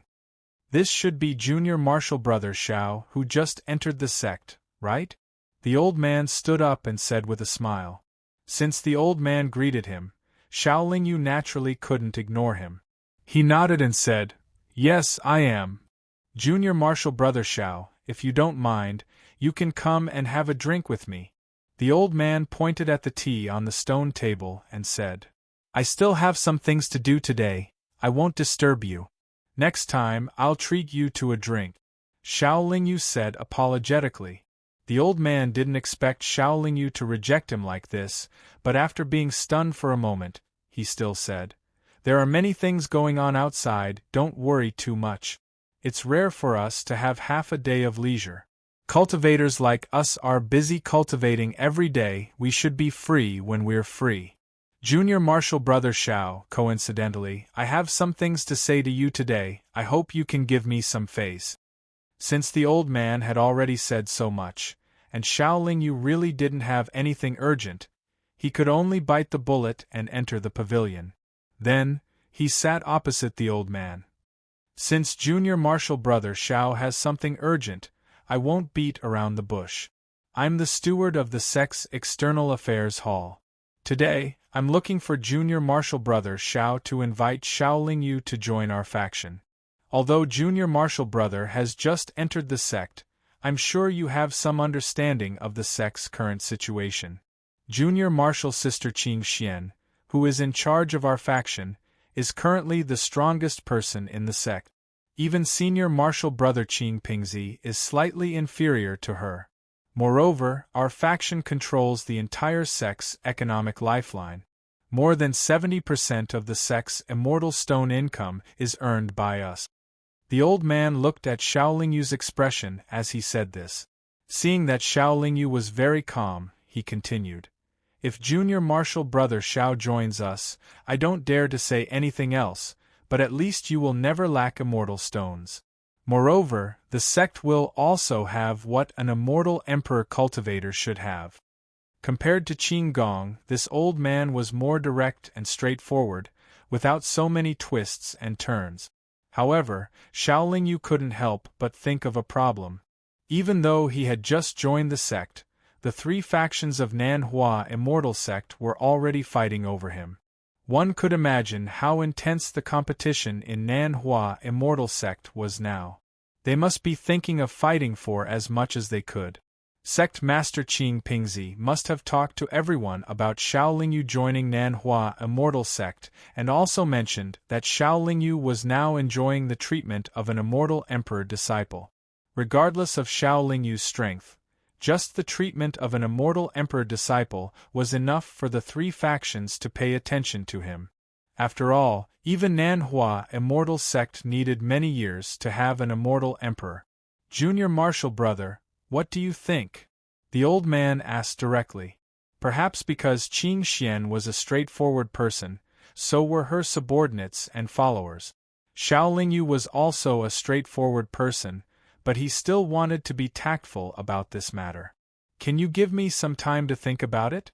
Xiaolingyu pondered for a moment and said, Of course, I think junior martial brother will make a wise choice. The old man nodded and said, Junior martial brother, you're busy. Go ahead. Xiaolingyu didn't linger for long. After bidding farewell, he left the Nanhua Immortal School and headed towards the East Royal City. Not long after Xiaolingyu said goodbye to the old man, Qing Xian also came to the pavilion and asked, How did it go? He seems to be very cautious and in a difficult position. The old man shook his head and said, Haha, he was brought in by that old fox Qing Ping, so of course he's on that old fox's side. However, I heard that Qing Gong also talked to him before, and the Qing guards gathered the most experts and seemed to be the strongest. He's probably a little moved. Qing Xian said with a smile. Junior martial sister, did you ask me to come because you know he needs immortal stones? The old man asked. He shouldn't be lacking immortal stones. I asked you to come just to show him the current situation so that he'll be more cautious when making a decision. Everyone invited him to join them, so he has more choices. Naturally, he has more thoughts, Qing Xian explained. Anyway, I don't think he'll join us, but he'll be conflicted for a while. The old man nodded, then asked curiously, Where did that guy come from? What's his strength? Qing Xian shook his head and said, To be honest, even I can't see through him at all. I think that old fox Qing Ping is the same. However, when I saw him last time, I felt a strange aura from him. I've never felt that aura from any cultivator in the immortal realm. Therefore, I have no idea what his background is or what his strength is. I heard that he fought with an immortal emperor from the Nanhua Immortal Sect.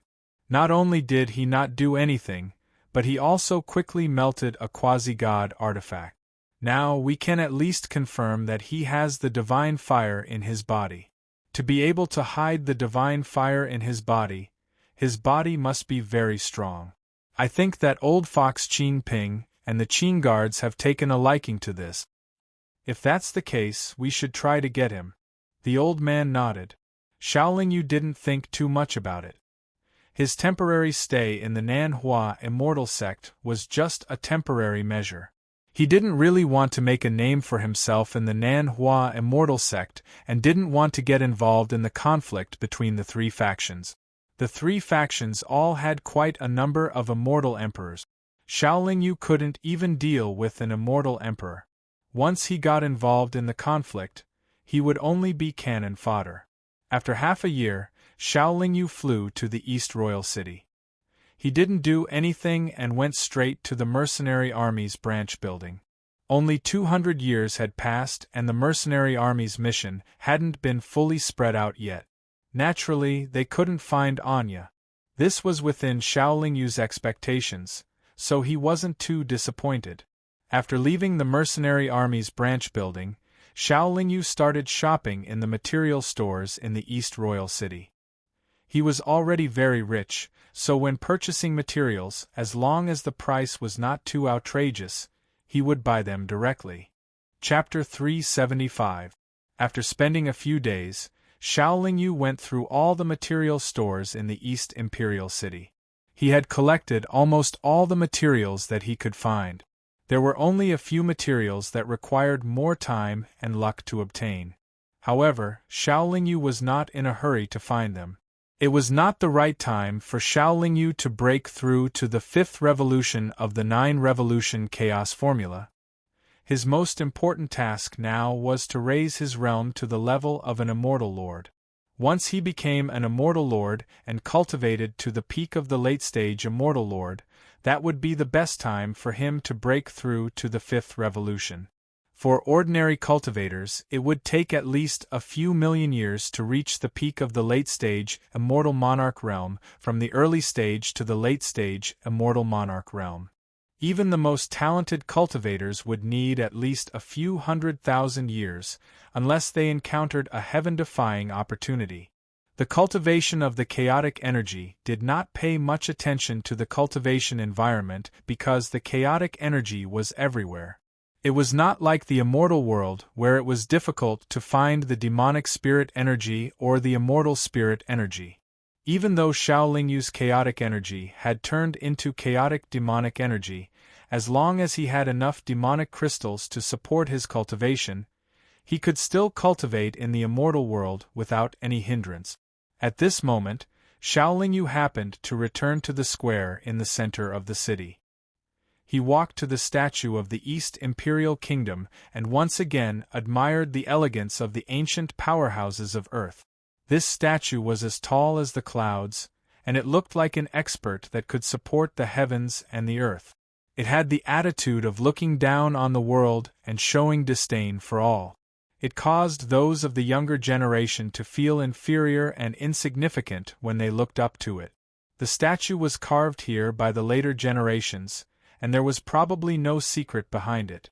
It could only bring Xiaolingyu the pride of being an earthling.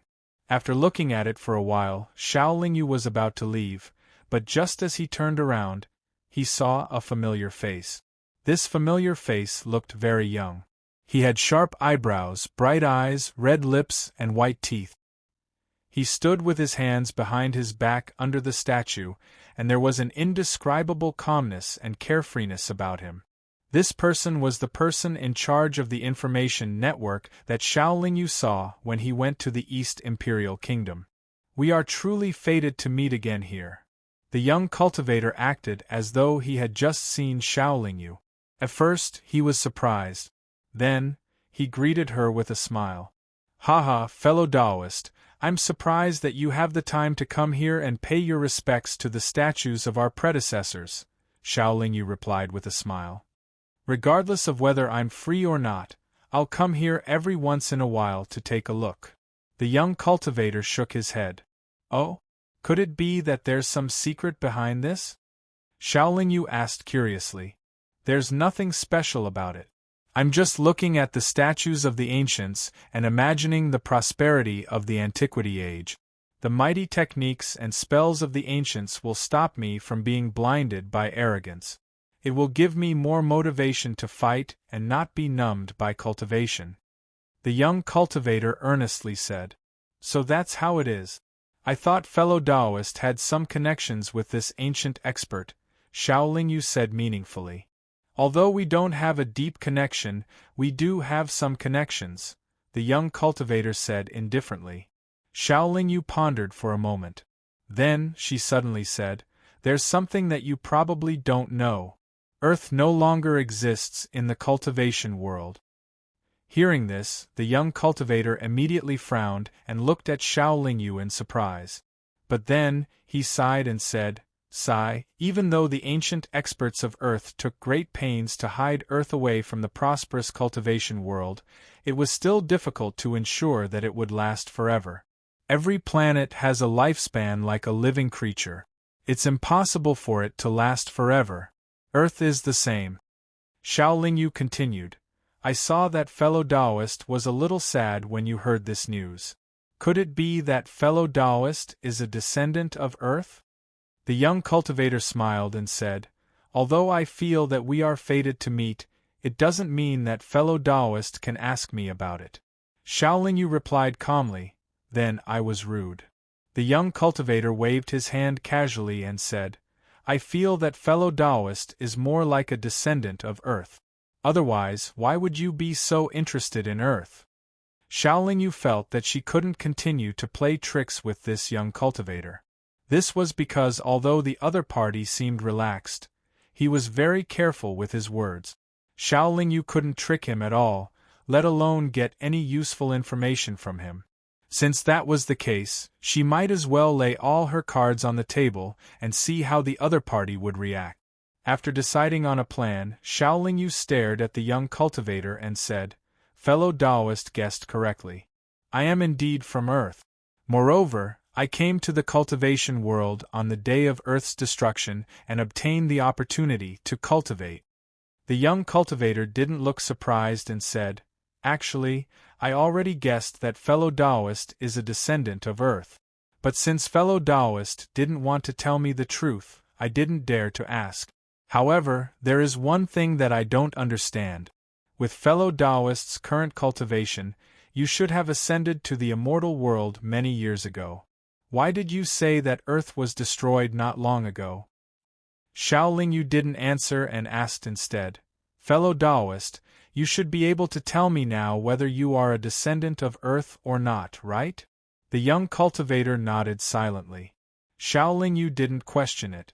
This young cultivator didn't have to lie to him on this issue at all. However, he didn't know how to answer the young cultivator's question. If he answered truthfully, not only would it be too shocking, the other party might not believe him. After all, his cultivation speed was too fast. Fellow Taoist, don't tell me that you just ascended to the immortal world not long ago? The young cultivator saw that Xiao Lingyu was a little embarrassed. His thoughts turned slightly, and his originally calm expression revealed some surprise. Indeed, not too long ago. Xiao Lingyu nodded and said vaguely, then what is fellow Taoist's current cultivation level? The young cultivator asked again. However, he felt that it was a little too presumptuous of him to ask so directly, so he said again, fellow Taoist, please don't misunderstand. I don't mean to pry into the truth. I just want to say a few more words to you. Xiao Lingyu thought for a moment. Although he was a little hesitant, he still answered truthfully, I am only half a step away from the immortal monarch realm. The young cultivator frowned again and said with great confusion, how can you not be a immortal monarch yet? Although I feel that fellow Taoist's cultivation level shouldn't be high, it definitely shouldn't be weaker than any immortal monarch. Xiao Lingyu didn't explain too much. He only said, maybe it's because of the cultivation technique I cultivate. The young cultivator pondered for a moment and then said, fellow Taoist, please follow me. Let's go back and talk. The two of them wandered around the city for a while and finally arrived at that ordinary-looking shop. The shopkeeper on the first floor still looked sleepy. When he saw the two of them enter, he only raised his head slightly and glanced sideways. The two of them went up to the second floor and sat opposite each other like last time. In ancient times, Earth's cultivators roamed the cultivation world and could be said to be invincible. However, too much time has passed. Now, in the three realms and the cultivation world, apart from some statues and ancient books, there are basically no traces of Earth's ancient powerhouses. However, not all of the ancient Earth's cultivators were powerhouses. There were also many cultivators who died under the brilliant heavenly tribulation. However, these cultivators left behind many descendants of Earth, and I am one of them. The young cultivator continued, We descendants of Earth didn't receive too many inheritances from the ancient Earth's powerhouses. After they separated the realms, almost all of them went to the God realm. They didn't leave behind any powerful Dharma treasures, nor did they leave behind those heaven-defying cultivation techniques. Even if they left behind, we don't know where they are. However, apart from those powerhouses, the ancient Earth's ordinary cultivators left behind many inheritances for us descendants. We have also formed our own groups in the three realms and can form a powerful force that can secretly influence the situation of the three realms. To be able to receive the inheritances of the ancient Earth's cultivators, even if it's just an ordinary ancient Earth's cultivator's inheritance, is a huge asset, Xiaolingyu added. Although we have a good foundation, we still need to manage it well. Moreover, after such a long time, our true descendants of Earth have become fewer and fewer. Moreover, many cultivators from the various realms are hostile to us Earth's cultivators. This has also accelerated our consumption. I'm afraid that it won't be long before Earth's cultivators can only be seen in the God realm. However, even those ancient Earth's powerhouses in the God realm will be constantly consumed, the young cultivator said worriedly. Why are the cultivators from the various realms hostile to Earth's cultivators? Xiaolingyu asked, a little puzzled. The reason is very simple. The ancestors of the cultivators from the various realms were once beaten up badly by our Earth's ancestors. Moreover, it was our Earth's ancestors who forcefully separated the realms. This also affected the interests of the non-Earth cultivators, causing them to be resentful. The ancient non-Earth powerhouses unwillingly went to the God realm, and they also left behind instructions for their descendants to destroy Earth's cultivators, the young cultivator said with a wry smile. Could it be that the current situation is that the descendants of Earth don't dare to reveal their identities? Xiaolingyu asked, a little surprised. Yes. Nowadays, apart from the God realm, the cultivators from the cultivation realm, the immortal realm, devil realm, and demon realm do not have the valiant demeanor of the ancient Earth's ancestors. Once their identities as descendants of Earth are revealed, it will definitely attract a lot of trouble. This is because there has been a rumor since ancient times that Earth's cultivators are all rich, and all of them have remarkable abilities or divine treasures passed down from the ancient powerhouses, the young cultivator said with a sigh. Rumors are really fearful, but we can't go on like this. After all, the descendants of Earth are limited. Sooner or later, they will all be wiped out, Xiaolingyu said with a frown. What exactly should we do? Our ancestors have all considered it, and they probably have some sort of plan. It's just that we don't have the right to know. But at least we have to know one thing, and that is that we should unite and gather all of the descendants of Earth together. This is also the reason why I invited you here. I hope that you can work with us to reverse the awkward situation of the descendants of Earth, the young cultivator said earnestly. I am also a descendant of Earth. It's only right that I do my best.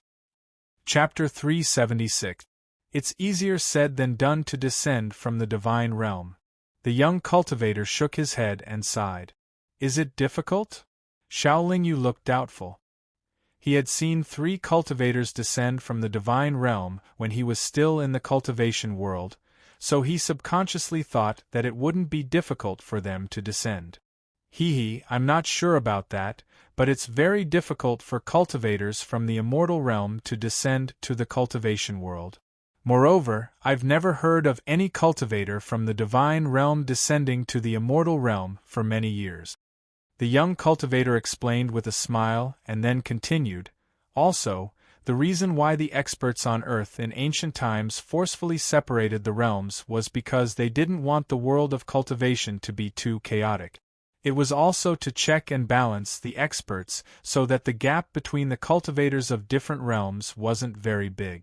Take the current immortal world as an example. The biggest gap between the immortals is the gap between the Earth immortals and the immortal venerables. But in ancient times, the biggest gap between the cultivators was the foundation establishment stage and the immortal venerables. There were too many levels between them. In front of the experts of ancient times, not to mention the living beings of today's cultivation world, even the living beings of the immortal, devil and demon realms were like ants. They could kill countless with a wave of their sleeves. Since the ancient cultivators of Earth wanted to separate the realms and forbid people from crossing the boundary, why would the cultivators of Earth cross the boundary themselves? Wouldn't that be denying their own actions? It wasn't that the ancient cultivators of Earth couldn't descend to the immortal realm, but they didn't want to. Xiaoling Yu could understand why. Do you have a sect now? The young cultivator asked again. I just joined Nanhua Immortal Sect not long ago. Xiaoling Yu answered honestly. Nanhua Immortal Sect? The young cultivator frowned slightly, but then said, although Nanhua Immortal Sect is quite powerful, the situation within the sect is complicated and infighting often occurs. You have to be careful there. Xiaoling Yu nodded with a wry smile. Yeah, I just went to Nanhua Immortal School and the 3 sects all came looking for me. The young cultivator pondered for a while and said, actually, I've been paying attention to Nanhua Immortal Sect for a long time because they're not united. There are probably a lot of people who are paying attention to them like me. Everyone is waiting for Nanhua Immortal Sect to fight among themselves again. It would be best if they split apart and take advantage of the situation. Xiaoling Yu asked curiously, could it be that you guys are also planning to take advantage of the situation? The young cultivator smiled and said, Nanhua Immortal School is such a big force. Once it splits, many big forces in the immortal world wouldn't mind trying to gain some benefits from it. However, Nanhua Immortal Sect's internal strife has been going on for a long time, but they never hurt the sect's foundation and never split up. When they face outsiders, their attitude is still very unified. Many major forces who want to benefit from this can't do anything about it. Xiaoling Yu agreed. These big forces are deeply rooted and have been passed down for countless years. They naturally have a way to protect themselves. How can they split up so easily? The young cultivator shook his head and said, that's not necessarily true. As long as one of their faction leaders is irrational, or one of them colludes with other major forces in the immortal world, or one of them is controlled by an outsider, it's very likely that the internal strife in Nanhua Immortal Sect will escalate and eventually split the entire sect. There are countless examples of this in the immortal world. Xiaoling Yu tilted his head and thought for a while before saying, this has nothing to do with me. I don't have any deep feelings for Nanhua Immortal Sect. I joined them because I had no choice. How they want to split up has nothing to do with me. The young cultivator looked at Xiaoling Yu and tapped his finger on the table as if he was thinking about something. A few moments later, he said, you're in Nanhua Immortal Sect and have been invited by 3 major forces. I think you're treated as an immortal emperor. If you can do something, maybe. Xiaoling Yu didn't wait for the young cultivator to finish and said, it's better not to involve me in this kind of thing. I'm not interested in this. For me, this is like pulling chestnuts out of the fire. It's too dangerous. I won't do it without absolute certainty. We descendants of Earth don't have to resort to such methods to get stronger. The young cultivator's eyes flashed and said, since you don't want to, I won't force you. But, at this moment, another person went up to the 2nd floor and the young cultivator didn't say anything else. Zhongji, I've been waiting for you here for a few days and you didn't come back. I went to the city to look for you for less than 2 hours and you came back. Are you trying to make things difficult for me? The person who came was also young. After he came up, he started yelling with a resentful look. When he saw Xiaoling Yu, he just glanced at her but didn't greet her or show any surprise. Ji-Yong, why didn't you stay in your Pingjing continent? Why did you come to the East Imperial continent to look for me? The young cultivator, Zhongji, who had been talking to Xiaoling Yu for a long time, didn't get up to greet him. Instead, he asked impatiently, don't mention the Pingjing continent to me. It's a godforsaken place. I was really bored there. It's been a few hundred years, and no one came to ask me to do anything. I was bored to death, so I came to the East Imperial Continent to play. Ji Yong replied with a resentful look. At this moment, Ji Yong was already in front of Xiao Yu and said, "Have you settled your matter?" Xiao Yu didn't know what Ji Yong meant, but she nodded. She didn't come here to discuss anything, and at this moment, it could indeed be considered as settled. Since it's settled, hurry up and leave. Once the matter is settled, I will inform you. Give me a seat. Ji Yong pointed to the chair Xiao Yu was sitting on and said, "There are still seats over there. You can sit there." Before Xiao Yu could answer, Zhongzhi had already pointed to a chair next to him and said, "I like to sit here." Ji Yong shook his head. "Ji Yong, you are getting more and more presumptuous. He is not only our guest but also, you really don't know what's good for you. Do you want me to ask you to leave?" Ji Yong didn't listen to Zhongzhi's words at all. He just stared at Xiao Yu with an overbearing look. "But I also like to sit here. If you are not the owner of this place, you are not qualified to ask me to get up, let alone ask me to leave." Xiao Yu had seen many arrogant and domineering people, but it was rare to see someone like Ji Yong. Therefore, her words weren't very polite, but they were neither hot nor cold. When did a mere late-stage 9 Heavens Xian immortal cultivator become so confident? Ji Yong looked at Xiao Yu with a look of disdain and ridicule. Xiao Yu's expression changed slightly when she heard this. She also looked at Ji Yong with great surprise. Xiao Yu was sure that she had absolutely never come into contact with Ji Yong before, but how did Ji Yong see through her cultivation level at a glance? "Ji Yong, you are too much." Zhongzhi's expression was a little gloomy. He was afraid that Ji Yong would say more, so he immediately said the half of the sentence that he didn't say before. "He is also a descendant of Earth." "Oh? No wonder he is a little confident. However, even if they are of the same origin, a late-stage 9 Heavens Xian immortal doesn't even have the basic etiquette in front of an immortal emperor. It seems that he is going too far, right?" Ji Yong sneered at Zhongzhi and asked. "This brother, haha, Zhongzhi, the more you live, the more backward you become. You are also a dignified, immortal emperor expert, but you actually call a late-stage 9 Heavens Xian immortal brother. I really don't know why Elder Qi thinks so highly of you." Ji Yong didn't wait for Zhongzhi to finish speaking and laughed loudly. Xiao Yu looked at Ji Yong and said indifferently, "There were indeed many people like you on Earth in the past, but they usually didn't have a good ending." Ji Yong lowered his head and said, "Are you lecturing me?" Xiao Yu replied, "How would I dare?" "Humph! You blind thing!" Ji Yong scolded coldly. Then, he directly raised his arm and slapped Xiao Yu. Ji Yong could see Xiao Yu's cultivation level, so he naturally thought that Xiao Yu was not strong. He only wanted to teach Xiao Yu a lesson, so he didn't hit very hard. Although he was arrogant, he didn't dare to kill a guest and a cultivator of the same sect in front of Zhongzhi. "No!" Zhongzhi shouted, but he didn't have time to stop Ji Yong. Ji Yong's palm was about to slap Xiao Yu's face. However, what Zhongzhi and Ji Yong didn't expect was that Xiao Yu, who was only at the peak of the late-stage 9 Heavens Xian immortal, mystical demon, had already raised his arm in front of his face. At the same time, he quickly raised a leg and kicked directly at Ji Yong's crotch.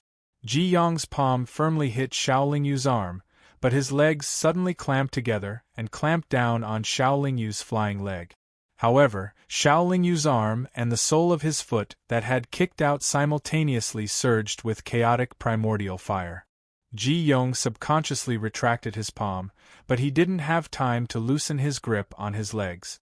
The scorching heat of the chaotic primordial fire immediately caused him to feel bursts of scorching pain in his legs. He couldn't help but cry out in surprise and then quickly retreated. After all, Ji Yong was a descendant of Earth and seemed to be an old acquaintance of Zhongzhi. Xiao Yu only wanted to teach him a lesson, so he didn't want to seriously injure him. Therefore, he withdrew his chaotic primordial fire. In fact, if Ji Yong hadn't underestimated Xiaolingyu, he wouldn't have been afraid of Xiaolingyu at all with his immortal emperor cultivation level. Even if Xiaolingyu had the divine fire, it would still be the same. You're quite capable. Again. Enough! Ji Yong wanted to attack again, but he was firmly held back by Zhongji. Zhongji's scolding also sounded in his ears. It's fine if you're arrogant in front of outsiders, but how can you be so impudent in front of your own people? If you don't change your temper, even if you don't suffer a great loss, you'll be punished by Elder Qi again and have to stay in the Pingjing mainland for hundreds of thousands of years. I was just careless just now. Otherwise, how could he make me suffer a loss? Chapter 377. In Xiaolingyu's opinion, people like Ji Yong were so arrogant because they had suffered too few losses. Alright, we, the descendants of Earth, are already in such a difficult situation. We must unite together in order to be able to stand out. I advise you to restrain yourself. Don't act without considering the consequences just because you have some ability. Zhongji patted Ji Yong's shoulder as if lecturing him. Humph. I'm here to play with you, not to listen to you lecture me. You have no right to lecture me. Ji Yong's shoulder shook, and he flicked Zhongji's hand away. Then, he left in a huff. When he reached the door, he turned back to look at Xiaolingyu. Xiaolingyu's expression was still as calm as ever, without a trace of anger. However, he felt that Zhongji was a good person. Ji Yong, on the other hand, was just so. He couldn't help but sigh in his heart. Not every descendant of Earth had a sense of danger, and not every descendant of Earth was worth befriending. You don't need to lower yourself to his level. He's just like that. He uses his Yellow Emperor bloodline to stir up trouble all the time. He can't accomplish anything, but he's good at ruining things, Zhongji explained to Xiaolingyu. Haha, I'm not related to him in any way, so why should I be so stubborn with him? It's just that if someone like him loses his protection, he won't even know how he died sooner or later. Xiaolingyu said with a smile. We often advise and lecture him, but it's already his nature, and it's hard to change. That's why Elder Qi sent him to the Pingjing continent, where resources are scarce and there aren't many cultivators. It's to train his willpower, and at the same time, let him encounter fewer powerful cultivators from the celestial realm, Zhongji said helplessly. What's so different about having the Yellow Emperor bloodline? Xiaolingyu asked curiously. It was obvious that Ji Yong was arrogant, despotic, and disliked by everyone. However, he was taken care of by everyone because he had the Yellow Emperor bloodline. As for the Yellow Emperor, Xiaolingyu's knowledge was limited to vague introductions in books on Earth. The Yellow Emperor, the ancestor of the Chinese people, was called Xianyuan. In ancient times, he defeated the Yan Emperor and Qiyu. He was the first to unify the Chinese people. In myths and legends, he was the central celestial emperor of the celestial realm. The Yellow Emperor was an expert of the ancient Earth. He was powerful and had great prestige. He was skilled in calculation and was good at alchemy and medicine making. Not only was his cultivation level high, but his soul was also different from ordinary people. Cultivators with the Yellow Emperor's bloodline will have some special characteristics in their souls that ordinary people don't have. Zhongji continued, for example, that Ji Yong from before is of the Yellow Emperor's direct bloodline. His soul's perception is far superior to that of ordinary people. Ordinary illusory restrictions or formations are useless to him. Moreover, he can see through some deeply hidden things with a single glance. He and I are both in the early stage of the Immortal Emperor stage, but he can see through your true cultivation level. I can't. When Xiaolingyu heard this, he finally felt relieved in his heart. No wonder that Ji Yong was able to see through my cultivation realm with a single sentence. The cultivation world is big. There are countless capable people. If you are blindly arrogant because you have extraordinary abilities, you will get yourself killed sooner or later. You will waste your special bloodline. Xiao Lingyu commented. There are very few cultivators with the bloodline of the ancient powerful cultivators in the celestial realm. Although we don't like Ji Yong's habits, we can only bear with it. Once he becomes powerful, he will become a powerful cultivator in the three realms. He will make a great contribution to our Earth descendant. Before he becomes truly powerful, we can only protect him. Zhong Ji sighed. Ha! Xiao Lingyu shook his head and smiled. In his opinion, he could not place his hopes on one person, especially someone like Ji Yong, who had an unstable state of mind. Even if Ji Yong could turn the tide and become invincible in the three realms, he would not be afraid of helping the Earth descendants see the light of day again. However, with his arrogant personality, if no one could suppress him, God knows if he would be unfavorable to the Earth descendants. Even if Ji Yong was sincere about helping the Earth descendants, he would still ascend to the celestial realm one day. Zhong Ji took out a token and handed it to Xiao Lingyu, saying, Ji Yong isn't a peaceful person. I have to go with him. Take this token first. Just drip a bit of your blood soul into it and it will recognize you as its master. You will be a member of our inquiry organization in the future. The token was silver-white and palm-sized. The words, Inquiry Organization, were engraved on the front and the image of Earth's ancient expert, Nuwa, was engraved on the back. This is the highest token in the Inquiry Organization for those below the Immortal Emperor stage. You can only get an Immortal Emperor token from Elder Qi. I will apply for it for you later. Zhong Ji explained. Brother Zhong, you can go ahead. I will also take my leave. Xiao Lingyu nodded and followed Zhong Ji out of the shop. After saying goodbye again, he left the East Royal City and flew towards the Nanhua Immortal Sect at full speed. Before Zhong Ji left, he still advised Xiao Lingyu to think about the Nanhua Immortal Sect. His intention was for Xiao Lingyu to get involved. While stirring up the situation, Xiao Lingyu could help Baozi Rope in one of the three major factions of the Nanhua Immortal Sect. Xiao Lingyu could represent Baozi to cooperate with one of the factions and help that faction win before devouring that faction. Xiao Lingyu did not take this suggestion to heart. He only wanted to cultivate peacefully and had no intention of fighting for benefit. If the Earth descendants needed his support, he would not hesitate. While Xiao Lingyu was thinking about the descendants of Earth along the way and rushing at full speed, he saw a cultivator stopping in midair, not far in front of him less than 2 hours after he flew out of the East Royal City. It was as if the cultivator was waiting for him. When he flew closer, Xiao Lingyu saw that the cultivator was Ji Yong. Xiao Lingyu wanted to go around him, but he felt that there was no need. If he did, it would make him look guilty. Therefore, he braced himself and flew over. However, when he flew to Ji Yong's side, Xiao Lingyu naturally could not crash into him. He also did not intentionally stop to greet him. Instead, when he was 1,000 feet away from Ji Yong, he slightly changed his direction. Who would have thought that Ji Yong would move more than 1,000 feet horizontally, blocking Xiao Lingyu's path again? What's the matter? Xiao Lingyu frowned and asked. Nothing, I just wanted to spar with you. I think your divine fire is not bad. Ji Yong smiled and replied. Have you been waiting for me here? Xiao Lingyu asked again. Of course not.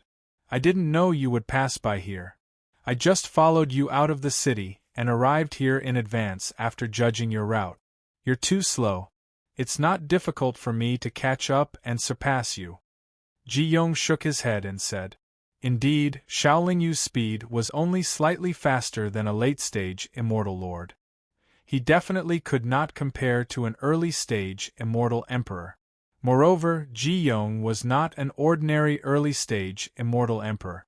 I'm really not interested in a spar. If I have the time and energy to spar, I might as well meditate for a while.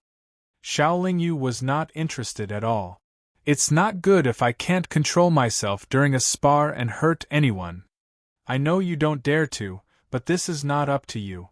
I advise you to go all out. Otherwise, don't blame me for being too ruthless if you're killed. Ji Yong refused to give up. Xiao Lingyu knew that Ji Yong said he wanted to spar with him, but he was actually discouraged by what happened just now. There's no need to spar. I admit defeat. I can't beat you. Xiao Lingyu waved his hand and said, I didn't expect that you're also a descendant of Earth. You don't even have the courage to spar with me. Why? Are you afraid that I'll kill you? Ji Yong said with a look of disdain. If you follow me to the East Royal City and shout, I'm a coward, 3 times on the streets, I'll cancel this spar. Xiao Lingyu didn't get angry, not because he was thick-skinned, but because he disdained such a low-level provocation. However, after a smile, he said, Since you have such a strong request, I don't mind sparring with you once. It's just that the 2 of us sparring here will definitely cause a big commotion. It might even attract a crowd. I think you don't want too many people to come and watch, right? Then do you have any good suggestions? Ji Yong asked with a look of indifference. Let's go to the starry sky and find an uninhabited planet to spar. We can avoid a lot of trouble. Xiao Lingyu said calmly. Haha, that's a good idea. I'll go first. If you're not a coward, follow me. Ji Yong laughed and flew into the sky. Although the higher one went in the immortal world, the greater the pressure, as long as one had the strength of an immortal lord, one could fly into the starry sky. Xiao Lingyu was still calm at this moment. The wings of extreme speed appeared behind him. He also jumped up and flew up, chasing after Ji Yong. The starry sky above the East Royal Continent was the same as the starry sky of other continents. It was lonely and deep. On an unknown planet, Xiao Lingyu and Ji Yong stopped. Even if Theark-level experts fought in the starry sky, it would be difficult to spread their aura to the continent. There was no need to worry about outsiders watching. Can we start? Ji Yong looked very confident. Come on. Xiao Lingyu nodded. Haha. Let me see just how capable you are. Ji Yong's body flashed. In the next moment, he was in front of Xiao Lingyu. Just as he was about to attack, he felt an evil and scorching aura coming at him. He immediately retreated a few hundred feet. Xiao Lingyu knew the difference between him and a Theark-level expert. He also knew that he would be locked on by a Theark-level expert's immortal senses. Thus, he could only take the opponent's attack head-on. He first released the primal chaos true fire and let it surround his body. Then, blood crystals started to tremble in Xiao Lingyu's body. Waves of rich and pure chaos demonic energy started to surge throughout his body. Xiao Lingyu's aura kept rising. His body also expanded and changed shape. First, his arms turned into dragon claws. Then, his body elongated and became a dragon covered in dragon scales. Chapter 378. Xiao Lingyu could only go all out to deal with an emperor-level expert. He was at his strongest after activating the formless gigantic demon art. However, the formless gigantic demon art was a high-level demonic art after all. After activating it, even if he transformed into a dragon, he still carried a strong demonic energy fluctuation. Xiao Lingyu didn't want others to know about this. Otherwise, it would definitely bring him great trouble, especially when the immortal and demonic worlds were about to go to war. Transforming into a dragon? What kind of art is this? Ji Yong put away his contempt and stared blankly at the dark golden dragon circling in the air. At this time, the dark golden dragon didn't seem to be very large, but its entire body was bathed in the primal chaos fire that was comparable to divine fire. It released a mighty demonic energy, giving people a strong and strange feeling. A late-stage 9 Heavens mystic immortal can actually have an aura fluctuation that's not weaker than an early-stage emperor-level expert. However, this is a bit more interesting. Ji Yong glanced again, and his aura began to rise wildly. His clothes fluttered without wind as he rushed toward the dragon that Xiao Lingyu had transformed into. As he rushed forward, a dark spear that was engraved with mysterious runes appeared in Ji Yong's hand. In the blink of an eye, the spearhead was already close to the dragon's neck. Formless, gigantic demon palm. The dragon shouted in human language, and its dragon claws, which were covered in solid scales, carried a gust of wind and a mighty dragon's might, fiercely slapping down. Ji Yong continued to stab forward, determined to take this palm head-on. Ji Yong could withstand this palm, but this palm still contained the primal chaos Truefire. He could only use the advantage of his nimbleness to dodge and leap to the sky above the true dragon's back before thrusting the spear down. The dragon's reaction wasn't slow either. Before the spear could reach it, the dragon's tail had already swept behind it, attacking a wide area. Just like before, if the spear wanted to stab the dragon, Ji Yong would inevitably be swept by the dragon's tail, which was naturally wrapped in the primal chaos fire. Ji Yong quickly weighed the pros and cons in his heart, but he decisively withdrew his spear and dodged. Just as Ji Yong flashed away, the true dragon suddenly spat out a fire dragon from its mouth. This fire dragon was completely formed from primal chaos primordial fire. As soon as it appeared, it caused the space of the immortal world to fluctuate violently like boiling water. Circles of black holes even appeared. Annihilation! Ji Yong lightly shouted. The long spear in his hand shook, and a sharp energy pillar surged out from the tip of the spear. It fiercely smashed towards the fire dragon that was baring its fangs and brandishing its claws. As soon as the golden awl and the fire dragon collided, the two collapsed at the same time after a flash of brilliance. However, a moment later, more fire dragons appeared from all over the true dragon's body. The surrounding temperature continued to rise, and the space was about to collapse. Sweeping cloud style. Ji Yong waved the long spear in his hand and swept it around his body. A golden wave, with his body as the center, swept out in all directions. As soon as those fire dragons were touched by the wave, they were quickly annihilated like paper being set ablaze. Even the primal chaos primordial fire, which was comparable to a divine fire, could not do anything to Ji Yong. It seemed that although Ji Yong was arrogant, he had some ability. Moreover, it was obvious that the golden spear in Ji Yong's hand was not an ordinary magic treasure. It might even be a divine weapon. With the strength of the Ombudsman organization and the wealth of the descendants of Earth Group, they definitely did not lack divine weapons. They would not be stingy with divine weapons for someone like Ji Yong, who had the bloodline of an ancient Earth expert and was heavily protected and nurtured. Divine weapons were originally very powerful, and Ji Yong seemed to have mastered a high-level technique that was specially used to complement this divine spear. His combat strength had increased by a lot. Xiao Lingyu knew that this battle would be very difficult, so he used the phaseless gigantic demon art right away. If it was an ordinary early-stage immortal emperor, he might have a chance of winning. However, facing an expert like Ji Yong who had special abilities and a special bloodline, he felt that even if he was lucky, his chances of winning were less than 20%. His opponent had a divine weapon, but it was not that Xiao Lingyu did not have one. However, under the phaseless gigantic demon art's true dragon state, it was difficult for the divine weapon's power to be displayed. Although Xiao Lingyu's strength had increased tremendously after using the phaseless gigantic demon art, because his body was too big, the area that he was attacked was also relatively large. Army Destroyer. After sweeping away the fire dragons, the spear in Ji Yong's hand swept out a semicircular spearlight, dragging a large space black hole as it slashed toward the true dragon's body. The true dragon could not dodge the attack at all.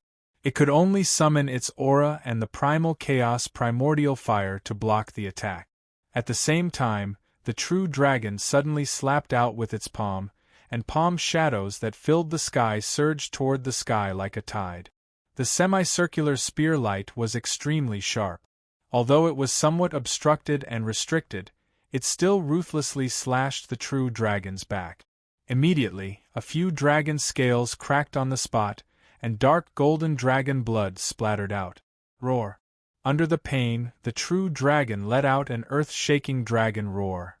When the palm shadows that filled the sky rushed toward Ji Yong, who did not understand the demonic Tao cultivation method, swept his spear around his body. However, he did not expect that the palm shadows were not physical attack.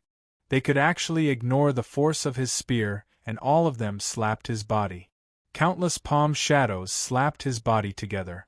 Ji Yong did not feel anything at first, but then his body kept trembling because his immortal infant and soul were being attacked by a wave of strong fluctuations. Puff! When all the palm shadows dissipated, Ji Yong could not help but spit out a mouthful of blood. It was not because he was seriously injured, but because his immortal infant and soul were agitated, and it was difficult for him to suppress his qi and blood. The power of the phaseless gigantic demon palm, combined with the soul-rending demon palm, was enough to kill any cultivator below the Immortal Emperor stage. Even an early-stage Immortal Emperor stage powerhouse would have some lethality. Taste the power of my dragon quake drum. Ji Yong wiped the blood from the corner of his mouth, and waved his arm in front of him. A ray of light flew out and turned into a big drum in a flash. Dong! Ji Yong hit the big drum with his long spear, and a loud sound spread out with a strange sound wave. What was more shocking was that there was a faint dragon roar in the sound wave, and it was also wrapped in a mighty dragon's power. Even though Xiaolingyu was a true dragon, he was still frightened by the dragon's power. The speed of the sound wave was so fast that it almost reached the true dragon's ears in an instant. Before the sound wave could take effect, Xiaolingyu's true dragon body automatically lost its effect. His body swayed and returned to his human form. The dragon quake drum was indeed worthy of its name.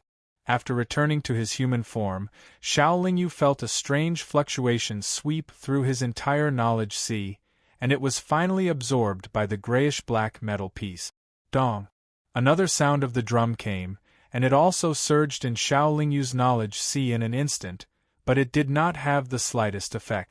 Could it be that there is a divine weapon for soul defense? Ji Yong was a little surprised. Not only could his dragon quake drum intimidate all dragons, but it also had a very strong soul deterrence effect.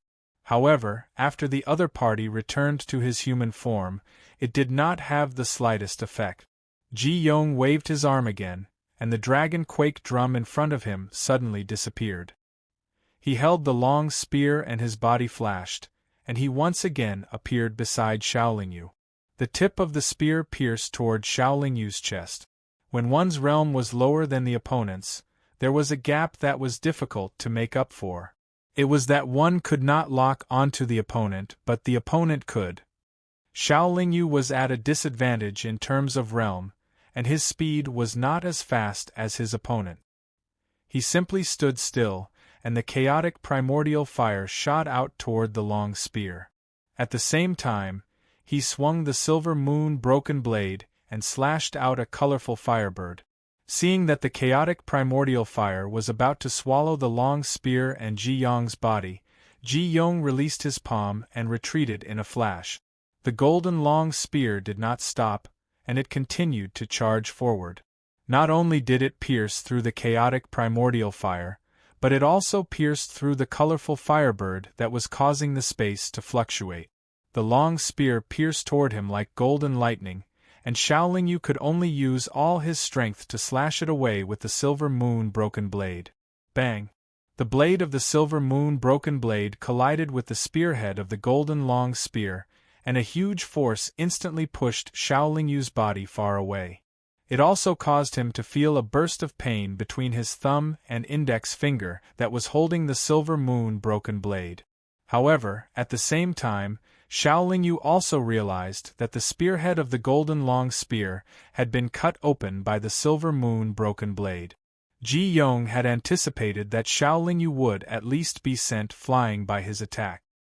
He had been controlling his golden spear the entire time, preparing to launch another attack. Unfortunately, he had not anticipated that Xiaolingyu would actually be able to damage his god artifact. As a result, the golden spear was no longer under his control due to the heavy damage, preventing him from continuing his attack. Ji Yong's body flashed, and he came in front of the golden long spear and held it tightly in his hand. He did not continue his attack, but he looked at the hole on the spearhead, and the corner of his mouth could not help but twitch. It was not easy to obtain a divine weapon, and once it was damaged, it would be even more difficult to repair it. "I don't want to fight anymore, I admit defeat," Xiaolingyu said calmly after stabilizing his body. It was not that he admitted defeat, but that he really could not win. He could be proud that he was able to fight with an early-stage immortal emperor for so long when he was in the Nine Heavens Xian immortal realm. "Humph, do you think you can stop just because you say so?" Ji Yong snorted coldly, and then he put away the long spear. His body flashed, and he directly teleported to Xiaolingyu's left side, and quickly slapped his palm. Not only was this palm ferocious, but it was also extremely fast. Xiaolingyu's heart skipped a beat when Ji Yong's body flashed, and in the next moment, he swung the silver moon broken blade in a circle around him without thinking. Xiaolingyu had experienced countless battles, and his battle awareness was extremely strong. This circle of attacks was also very timely, and Ji Yong's palm could not hit Xiaolingyu's body at all. However, Ji Yong did not seem to want to hit Xiaolingyu's body with his palm. Instead, when Xiaolingyu swung the silver moon broken blade, a golden thunderbolt surged out of his palm. Chapter 379. That golden lightning was a type of thunder palm dharma spell, which was also a relatively common dharma spell in the cultivation world.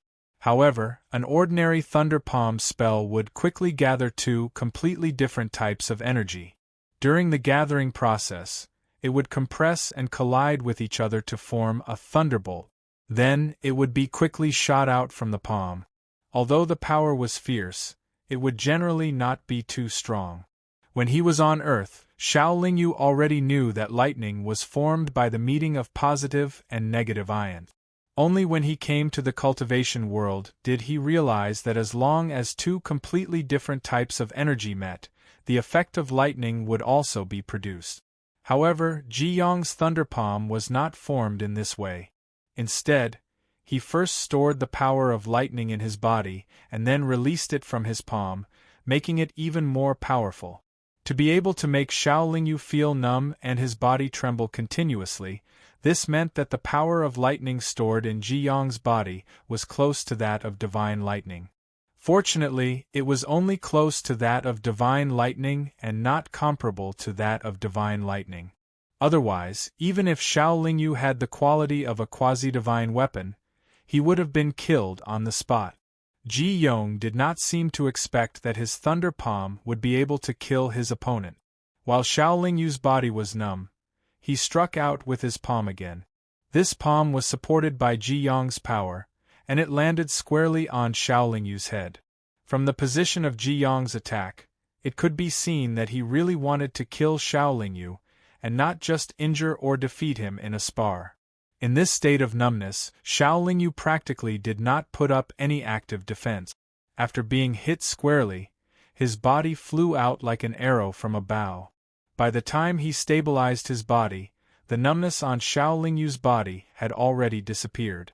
However, after taking Ji Yong's palm head-on, he instinctively felt that his head was swelling and splitting, and the blood and energy in his body were in a state of chaos.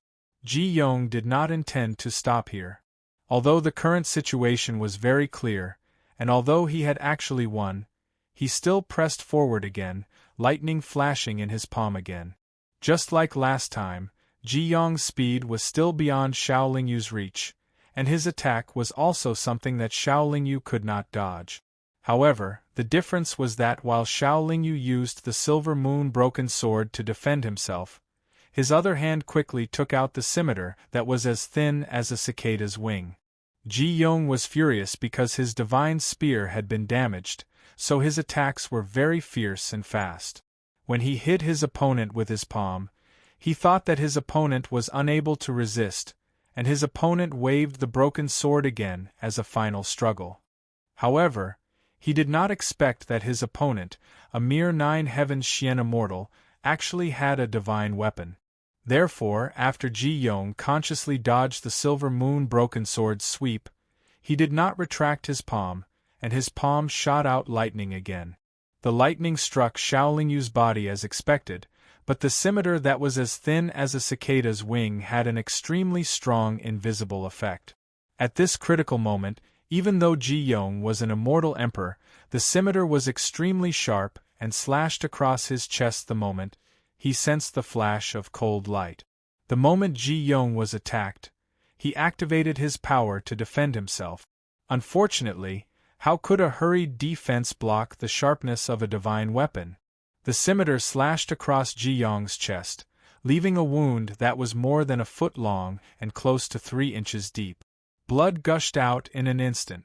Physical injuries were nothing to an immortal emperor cultivator. Xiaolin Yu also knew this, so when he slashed with the scimitar just now, he also injected his power into the scimitar. After hitting his opponent, the chaotic demonic energy in the scimitar was all injected into Ji Yong's body. Ji Yong cried out in alarm and flew back. Xiaolin Yu was also paralyzed by the golden lightning again, but this golden lightning did not have any other effect other than paralyzing his body. Although Ji Yong was an immortal emperor, he also cultivated immortal spiritual energy in his body. It was purer than the immortal spiritual energy of cultivators below the immortal emperor level, but its essence did not increase by much, and was not as strong as the chaotic demonic energy. When the chaotic demonic energy poured into his body through the wound, not only did Ji Yong have to use all his power to suppress it, but it also prevented him from healing his wound quickly. Xiaolin Yu was actually in a very dangerous situation just now. If Ji Yong could react and dodge quickly, not only would his attack be ineffective, but Ji Yong would also be on guard. In that case, what awaited him would be Ji Yong's fiercer and more careful attack. Ji Yong was already injured, and the chaotic demonic energy was wreaking havoc in his body. It was impossible for him to fight with his full strength. Xiaolin Yu took the opportunity to continuously attack with the demonic soul-severing palm, and even used the silver moon-broken saber to create colorful firebirds to counterattack. Retreat! The sky full of palm shadows surrounded Ji Yong in an instant. Ji Yong shouted loudly, and it sounded like thunder from his mouth. He actually turned most of the palm shadows into nothingness, and only a small part of the palm shadows hit his body.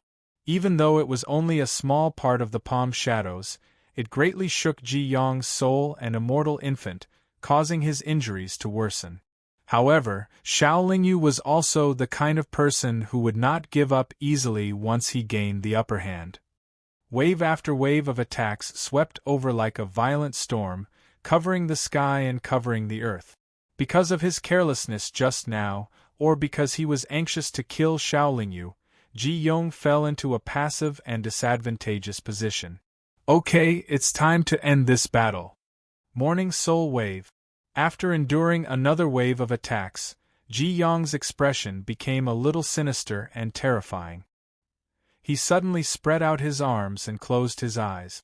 Waves of powerful aura caused the surrounding space to fluctuate incessantly and actually caused all of Xiaolin Yu's attacks to stop when they got close to him. Morning. After a short moment, Ji Yong suddenly opened his eyes and shouted a word that sounded like a thunderclap. When the syllable came out of his mouth, it formed a strange and powerful wave that rushed toward Xiaolin Yu. Xiaolin Yu also felt a little strange, and his heart was alarmed. He immediately put up all kinds of defenses, but it was to no avail.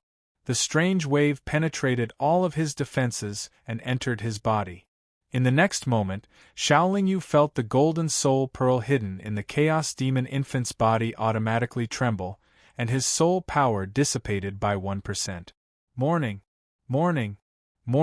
His soul power was dissipating, so Xiaolin Yu naturally could not counterattack, but Ji Yong's syllables kept coming out of his mouth. This spell called Morning Soul Wave should be Ji Yong's trump card big move. It was something that Xiaolin Yu could not withstand. At this critical moment, Xiao Lingyu only hesitated for a moment, and then hid in the spiritual abode. When Xiao Lingyu first obtained the spiritual abode, he could only hide in it and could not use it to do anything. However, it was different now. He had refined the spiritual abode for many years, and he could still use it to some extent. After entering the spiritual abode, Xiao Lingyu directly made the spiritual abode collide with Ji Yong. The spiritual abode was extremely fast, and in a flash, it was beside Ji Yong, shining with colorful light as it slammed into him. Ji Yong was still trying to suppress the chaotic power in his body, and at the same time use the morning soul wave. When he saw the spiritual abode colliding with him, he could only block it with his palm. After all, the spiritual abode was a divine artifact. How could it be sent flying by Ji Yong's palm? Not only did it collide with Ji Yong's palm, but it also flew a distance with Ji Yong. Then, the spiritual abode suddenly stopped, and after putting some distance between it and Ji Yong, it slammed into him again. Ji Yong was sent flying again.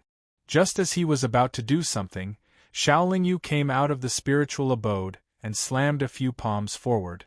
Suddenly, a sky full of palm shadows rushed toward Ji Yong. Ji Yong dispersed some of the palm shadows, but he could not avoid being hit by others. His soul and immortal infant were greatly shaken again. When Ji Yong wanted to use the morning soul wave again, Xiao Lingyu hid in the spiritual abode again and made the spiritual abode collide with him again. Under this repeated situation, Ji Yong could not do anything to Xiao Lingyu. Instead, his injuries became more and more serious. It was also because he had a life-saving spiritual abode that Xiao Lingyu dared to fight with Ji Yong in the starry sky of the East Imperial Continent. If Ji Yong had chosen to flee, Xiao Lingyu wouldn't have been able to do anything to him. Unfortunately, Ji Yong was too proud and couldn't afford to lose. Even under such circumstances, he still felt that he would definitely win. He absolutely couldn't flee.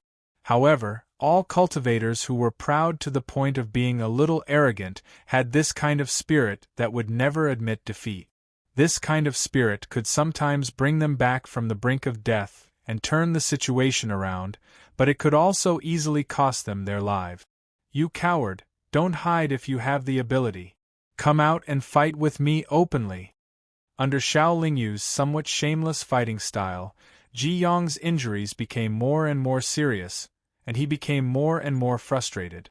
Xiao Lingyu did not care about Ji Yong's words. When Ji Yong's palm hit his head just now, he knew that Ji Yong had the intention to kill him. From then on, he had the intention to kill Ji Yong. After the spiritual abode collided with him a few more times and Xiao Lingyu came out to strike him a few more times with the soul-splitting demonic palm, Ji Yong's injuries were extremely serious. Although Ji Yong realized that he was in danger now, he did not have the ability to escape. Ji Yong did everything he could and used all kinds of methods to attack the spiritual abode. However, it was useless. In his desperation, he took out his message Immortal Pearl. Less than 10 minutes after Ji Yong sent the message, he endured another wave of attacks from Xiao Lingyu and the spiritual abode. His cultivation was no longer able to suppress the chaotic demonic power in his body, causing it to pour into his dantian and surround his immortal nascent soul, which had been shaken countless times. The immortal nascent soul could no longer provide energy to his body, and Ji Yong's body was seriously injured. The soul attack he could use was also his most powerful attack, but it was completely useless against Xiao Lingyu, who was hiding in the spiritual abode. His defeat was already set in stone. Without energy to support his body, he naturally could not increase his speed. Ji Yong could only hover in mid-air, and his life essence was rapidly draining away. As his life essence drained away, his soul consciousness would also weaken. His body was already on the verge of collapse. Even so, Xiao Lingyu did not leave the spiritual abode. He still used the spiritual abode to collide with Ji Yong. Bang! Ji Yong's body finally fell from the sky and landed heavily on the ground. Chapter 380. Xiaoling Yu carefully observed Ji Yong's body with his consciousness until he was sure that Ji Yong was dead. Only then did he heave a long sigh of relief and completely relax. This was also an extremely difficult battle. However, Xiaoling Yu knew that he had the spiritual abode and was already invincible. That was why he dared to fight. However, he had almost lost his life just now.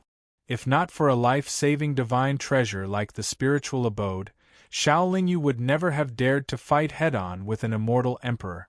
The difference in cultivation level would lead to many aspects that could not be compensated for, such as the locking of consciousness and speed. With a thought, Xiaoling Yu kept Ji Yong's body in his spiritual abode and sealed it. Xiaoling Yu had also seen Ji Yong's message just now. He knew that someone would come soon. Therefore, he did not recuperate and entered the spiritual abode as well. Then, he manipulated the spiritual abode to escape far away. Less than 2 hours after Xiaoling Yu left, Zhongji arrived and carefully looked around. Why is there an aura of demonic power? Could the person who killed Ji Yong be a demonic cultivator? After receiving Ji Yong's call for help, Zhongji rushed here at full speed. However, he did not expect that Ji Yong's soul imprint in his communication immortal pearl would disappear halfway. Therefore, he knew that Ji Yong was dead. Who in the world is behind this? Ji Yong did not even have a chance to escape. Zhongji was full of doubts, but no one could answer for him. Damn it. Why didn't you know how to keep a low profile and behave yourself? Why did you have to come to my territory to die? Why didn't you tell me who you were asking for help first? After thinking for a long time, Zhongji could not help but curse. Could he have done it? Zhongji suddenly thought of something. He took out his communication immortal pearl and sent out another message. Even after receiving the message, Zhongji's expression still didn't turn for the better. He looked around again and landed on the East Imperial continent with an ashen expression. Zhongji had sent a message to Xiaoling Yu just now. In response to Zhongji's inquiry, Xiaoling Yu naturally denied it. It was not that he did not dare to admit what he had done, but that there was no need for him to admit it. In his opinion, it was fine to not have a descendant of Earth like Ji Yong, who was incapable of accomplishing anything but good at ruining things. He did not feel that killing Ji Yong, who was also a descendant of Earth, was a mistake. Instead, he felt that he had gotten rid of a black sheep for the organization. If Ji Yong was not eliminated, he would cause great trouble for the descendants of Earth sooner or later. He truly wanted to contribute to the Earth's descendants and make them stronger. He didn't want to fall out with the Earth's descendants because he killed Ji Yong. He also didn't want the Earth's descendants to fight with him because of this. Of course, this was also what Xiaoling Yu said to comfort him afterwards. The reason why he killed Ji Yong was because Ji Yong wanted to kill him. Xiaoling Yu would never be courteous to those who wanted to kill him. People who had just caused trouble all liked to hide at home. Xiaoling Yu was the same. Although the Nanhua immortal sect was not considered a home in his heart, it was still a temporary residence for him. He rushed to the Nanhua immortal sect's encampment at full speed and entered his own pavilion. Although I denied it, Zhongji might not believe me. After all, I fought with Ji Yong before. It's better for me to hide in the Nanhua immortal sect for a while. Even if they want to investigate, I'm afraid they won't dare to come directly to the Nanhua immortal sect to find me. Xiaoling Yu muttered to himself and went up to the second floor. He first activated the defensive restriction and array formation around the pavilion to prevent people from spying on him before entering the god's abode. Although this guy is despicable, his abilities are definitely not bad. Especially since he has the Yellow Emperor's bloodline. If I can transfer his Yellow Emperor's bloodline to my body, my soul will also have special abilities. Xiaoling Yu let his imagination run wild. He stroked his chin with his fingers and pondered quietly. Now that I have the true dragon's bloodline and my body has undergone many transformations, although I still have the body of a human, I'm even more demonic than a demon. I already have a very strong ability to absorb other bloodlines. Transferring this guy's Yellow Emperor's bloodline shouldn't be a problem, right? The books say that we Chinese are the descendants of the Yellow Emperor. I have some relationship with the Yellow Emperor. His bloodline shouldn't reject my body, right? If the transfer is successful, maybe the Yellow Emperor's bloodline can suppress the Demon Sovereign's life mark, and I won't have to think about reaching the Demon Sovereign realm in a million years. After a long time of planning, Xiao Lingyu finally made up his mind to transfer Ji Yong's Yellow Emperor's bloodline to himself. Since you're already dead, the Yellow Emperor's bloodline will be wasted on you, Xiao Lingyu said to the perfectly preserved corpse. He first undid a portion of the seal he had placed, then poured his energy into Ji Yong's body. After a few moments, he began to withdraw his energy. However, when the energy returned to his body, it wrapped around Ji Yong's life essence. When the life essence completely disappeared, Ji Yong's body immediately turned to ashes. His immortal infant had already dissipated, leaving behind only the scattered power of his soul. This power of his soul was useful to Xiao Lingyu. He collected it all and sealed it in a jade bottle. Ji Yong's life essence was imprisoned by the chaos energy. Xiao Lingyu didn't refine it right away. Instead, he took out the jade bathtub and poured the medicinal decoction he had concocted in his free time into it. Then, he entered the medicinal decoction and undid the confinement of Ji Yong's life essence from the chaos energy. After that, he slowly circulated the body transformation method. Xiao Lingyu used this medicinal decoction to quickly heal his physical injuries. The improvement it could bring to Xiao Lingyu's body was so weak that it wasn't even worth mentioning. However, this time, he used Ji Yong's life essence as the main ingredient for the body metamorphosis technique. With the help of the medicinal decoction, it constantly invaded his flesh and blood, transforming every part of his body. Pain was unavoidable, but Xiao Lingyu had long become numb to the pain of the body transformation. He could quietly endure it. Whether it was the imprint of the immortal sovereign's life or the bloodline of the true dragon, they were both very high-grade and domineering. It was already difficult for them to merge together. Merging another high-grade bloodline was not only more difficult, but also more dangerous. Fortunately, although the bloodline of the Yellow Emperor was high-grade, it was relatively gentle and had a strong tolerance. In addition, Xiao Lingyu was originally an Earthling and could be considered to be of the same origin as the ancient Yellow Emperor. Xiao Lingyu's innate bloodline could be considered to be compatible with the bloodline of the Yellow Emperor. This allowed the body transformation to smoothly reach the end after some ups and downs. However, Xiao Lingyu didn't expect that as soon as the bloodline of the Yellow Emperor entered his body, he would immediately feel as if his body and soul were separated. Then, Xiao Lingyu understood. The strength and uniqueness of his body had already exceeded the range that the Golden Soul Pearl could control. If his soul didn't progress with it, the consequences would be unimaginable. Xiao Lingyu pondered for a moment and thought of a solution to this problem. The reason for this problem was that his body had just undergone a transformation. If he underwent another transformation of his soul, it should be fine. And the main ingredient for the transformation of his soul was the soul energy left behind by Ji Yong. Xiao Lingyu didn't hesitate at all. There wasn't much time for him to hesitate and prepare. He took out the jade bottle that he had just put away and absorbed all the soul energy in it into his body. Then, it flowed along his meridians and into his dantian. Finally, it was all swallowed by the Chaos Demon Nascent Soul. The Chaos Demon Nascent Soul sent that portion of soul energy to the side of the Golden Soul Pearl. Then, with Xiao Lingyu's cooperation, the Golden Soul Pearl suddenly exploded. Thanks to the Chaos Demon Nascent Soul's uniqueness and the fact that it was currently at the Chaotic Void refinement stage, the explosion of the Golden Soul Pearl didn't have any adverse effects on him.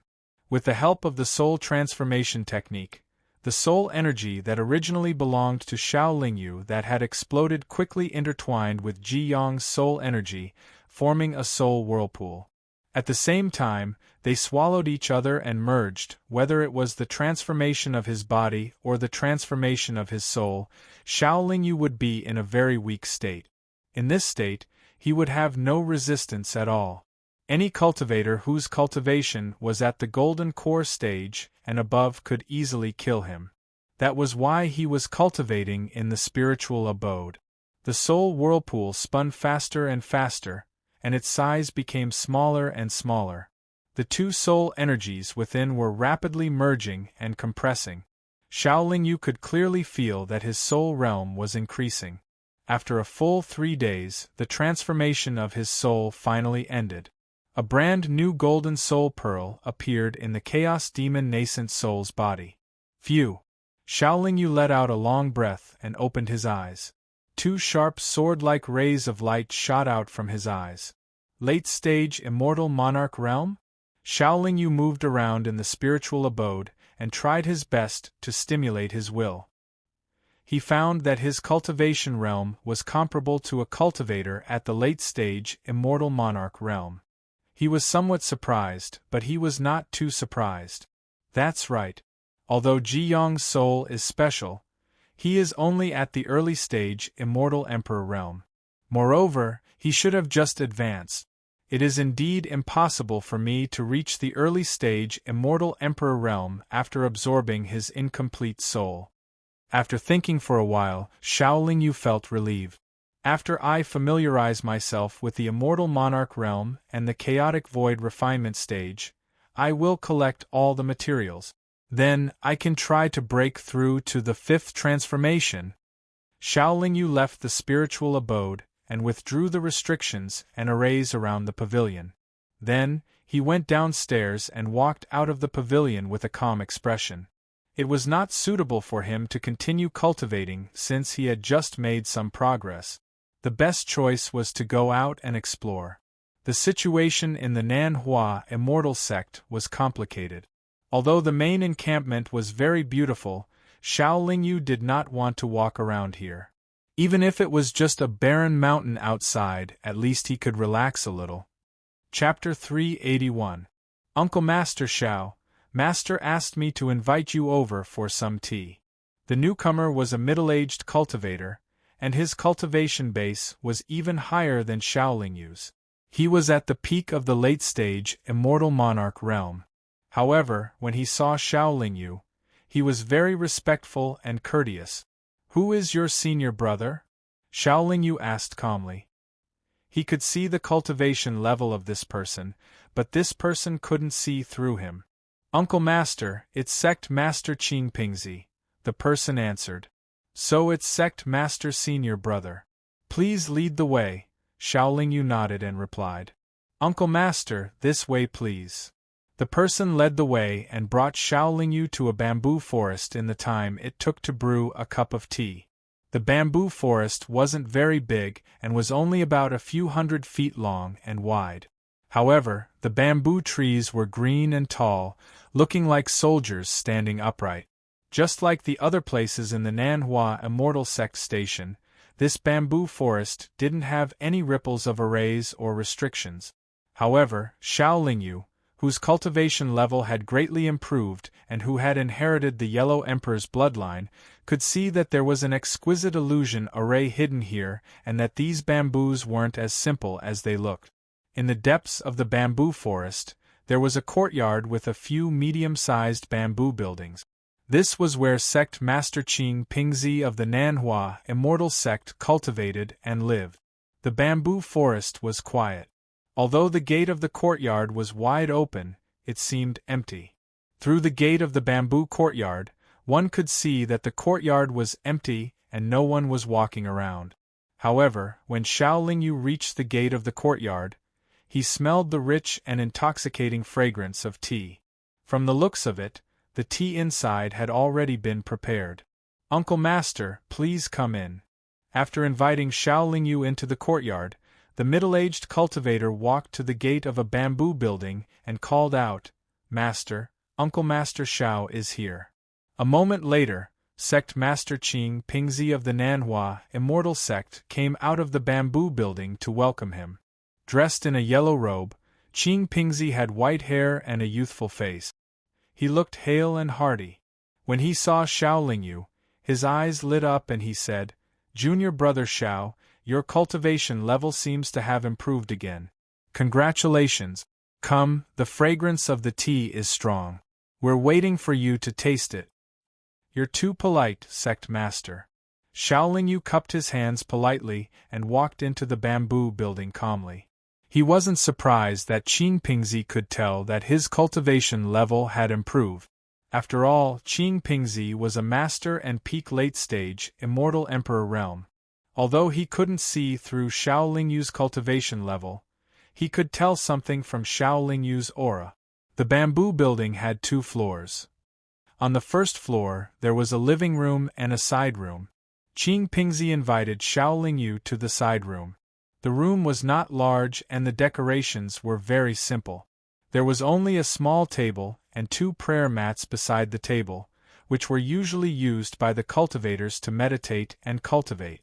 On the small table, there was a tea set. At this moment, the spout of the teapot was steaming, and the rich fragrance of tea filled the room. The 2 sat cross-legged on the futons.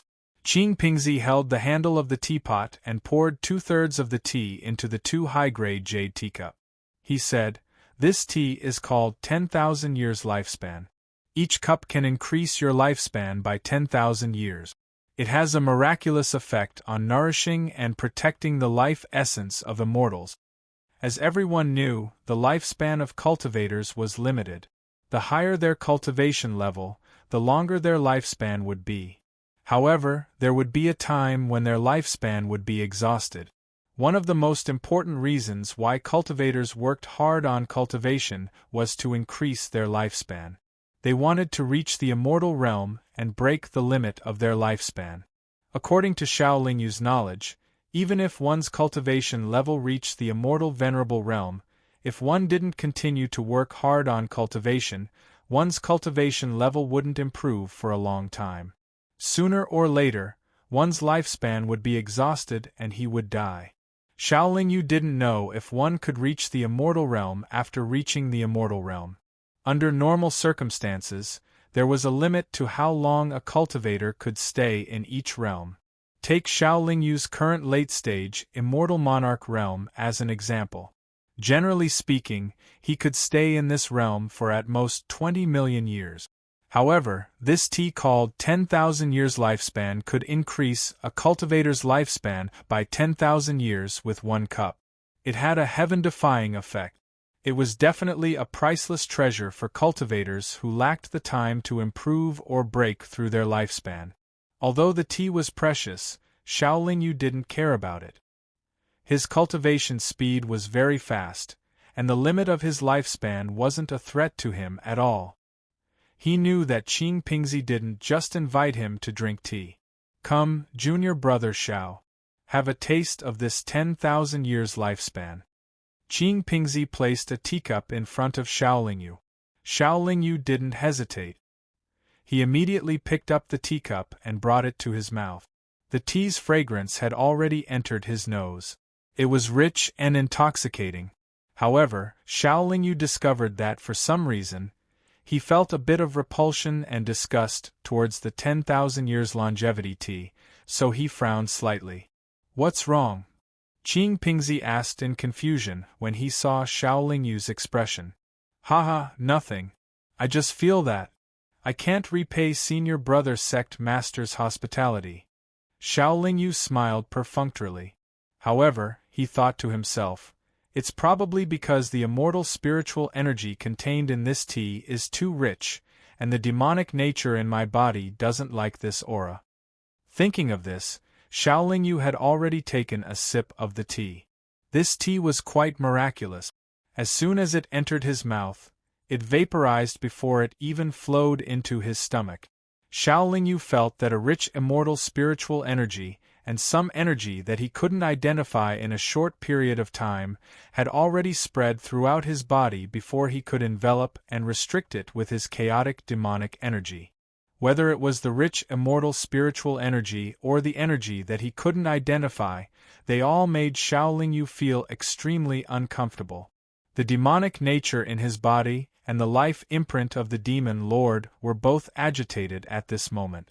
However, Xiao Lingyu reacted quickly.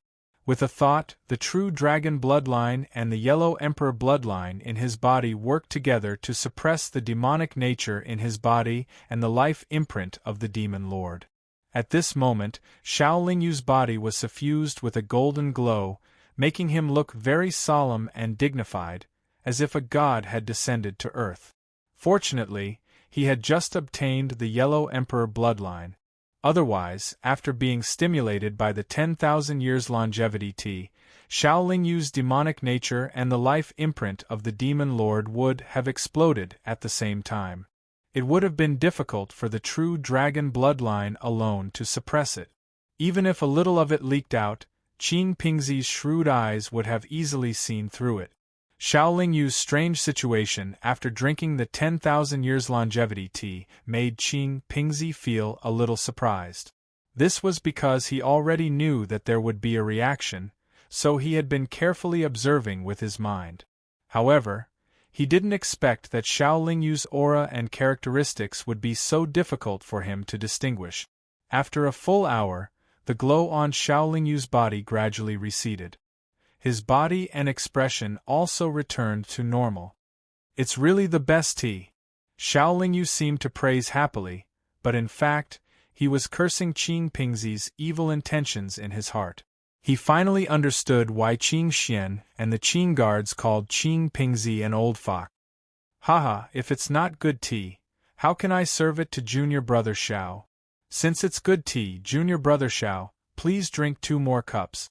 "Thank you, senior brother sect leader. However, I can't drink alone. Senior brother, please drink as well." As the two spoke, they each drank a cup. With the suppression of the Yellow Emperor's bloodline and the True Dragon's bloodline, no matter how the 10,000 years of lifespan stimulated Xiao Lingyu's demonic nature and the Demon Sovereign's life imprint, it was useless. Xiao Lingyu had already exposed the uniqueness and strength of his bloodline, but there was no other abnormal behavior. At this time, he could think that Qing Pingzi didn't give him any other tea but specifically gave him this 10,000 years longevity tea to test him. He didn't know whether Qing Pingzi wanted to test him or if he had always been suspicious. Qing Pingzi was different from Xiao Lingyu. After drinking a cup of 10,000 years longevity tea, he didn't have any strange reactions. There was no glow on his body, and there was no strange expression on his face. It was probably not because his realm and cultivation were too high, but because he usually drank too much. The two of them drank 3 cups of wine in a row before they stopped. However, nearly 4 hours had already passed. "Actually, I called junior brother here today not only to taste the tea, but also to trouble you with something," Qing Pingzi then said. "Sect Master Senior Brother, please instruct me. I will do my best." Xiao Lingyu appeared to be very generous. "Our Nanhua Immortal Sect is a big sect. Although we have countless disciples, sometimes it's hard to take care of all aspects. Recently, our disciples have been attacked frequently on the godly mausoleum continent under our control. Therefore, I want to ask Junior Brother Sect Leader to go and check it out.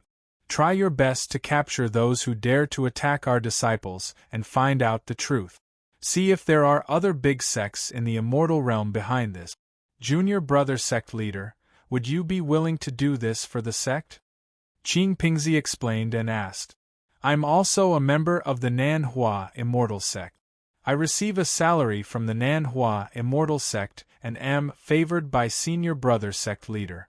How can I not do my best?" Xiao Lingyu said righteously. "Haha, with Junior Brother's words, I'm relieved." Qing Pingzi smiled with great relief and then called out to the door, "Jingxian, come in." The middle-aged cultivator walked in and bowed with cupped fists. "Disciple Jingxian greets master and martial uncle." Qing Pingzi then said to Xiao Lingyu, "Junior Brother Sect Leader, you don't know much about the sect and I guess you haven't been to the godly mausoleum continent. Jingxian is my second disciple. He is diligent and polite and is very familiar with the sect. This time, I'll let him follow junior brother sect leader and assist you." Xiaolingyu was not ignorant. He knew that Jingxian was arranged by Qing Pingzi to follow him. Although it seemed that he was helping him, he was actually monitoring him. Therefore, he just nodded with a smile and did not say anything. "Jingxian, you have to follow your martial uncle Xiao and serve him well. Don't neglect or disobey him. If anything goes wrong, I won't forgive you," Qing Pingzi said in a dignified manner. Chapter 382. Although Xiaolingyu had promised Qing Pingzi, he wouldn't go to the godly mausoleum continent directly. Instead, he returned to his residence and meditated for a few days, expelling or digesting the cups of immortal spiritual energy and special energy. 3 months had passed. Then, he set off with Jingxian, who had been waiting outside. The two of them first arrived at the entrance of the East Imperial Kingdom. Without needing to queue, Jingxian took out a token and showed it to the leader of the teleportation array guard. Then, the leader asked the cultivators who were about to be teleported to the back. Xiaolingyu and Jingxian entered the teleportation array calmly. After a white light flashed, Xiaolingyu and Jingxian left the East Imperial Continent. In fact, the reason why he had promised Qing Pingzi was that Xiaolingyu had plans to leave the East Imperial Continent for a period of time. However, he didn't have a suitable place to go before. If he left, he was afraid that it would arouse suspicion. Now was the perfect opportunity. The Divine Tomb Continent wasn't close to the East Imperial Continent. With the normal teleportation speed, it would take at least a few hundred years to teleport over. However, Xiaolingyu and Jingxian were disciples of the Nanhua Immortal Sect, a major sect in the immortal domain. Naturally, they had some privileges. Every time, Jingxian would take out the token and use the teleportation array without queuing. With such continuous teleportation, the speed was undoubtedly countless times faster. In less than a month, the two had arrived at the Divine Tomb Continent. The Divine Tomb Continent's size and prosperity were much worse than the East Imperial Continent.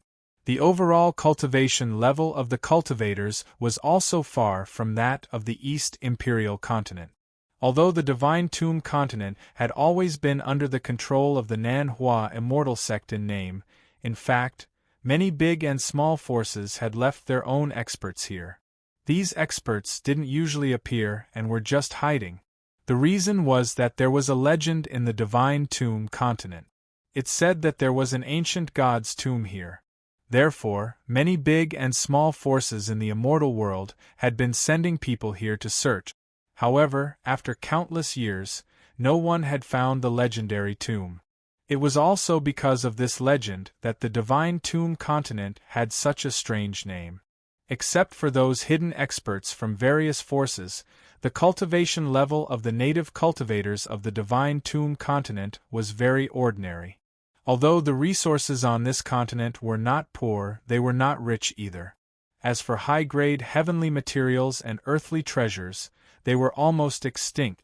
Those experts who came to search for the Divine Tomb had almost turned the entire Divine Tomb Continent upside down.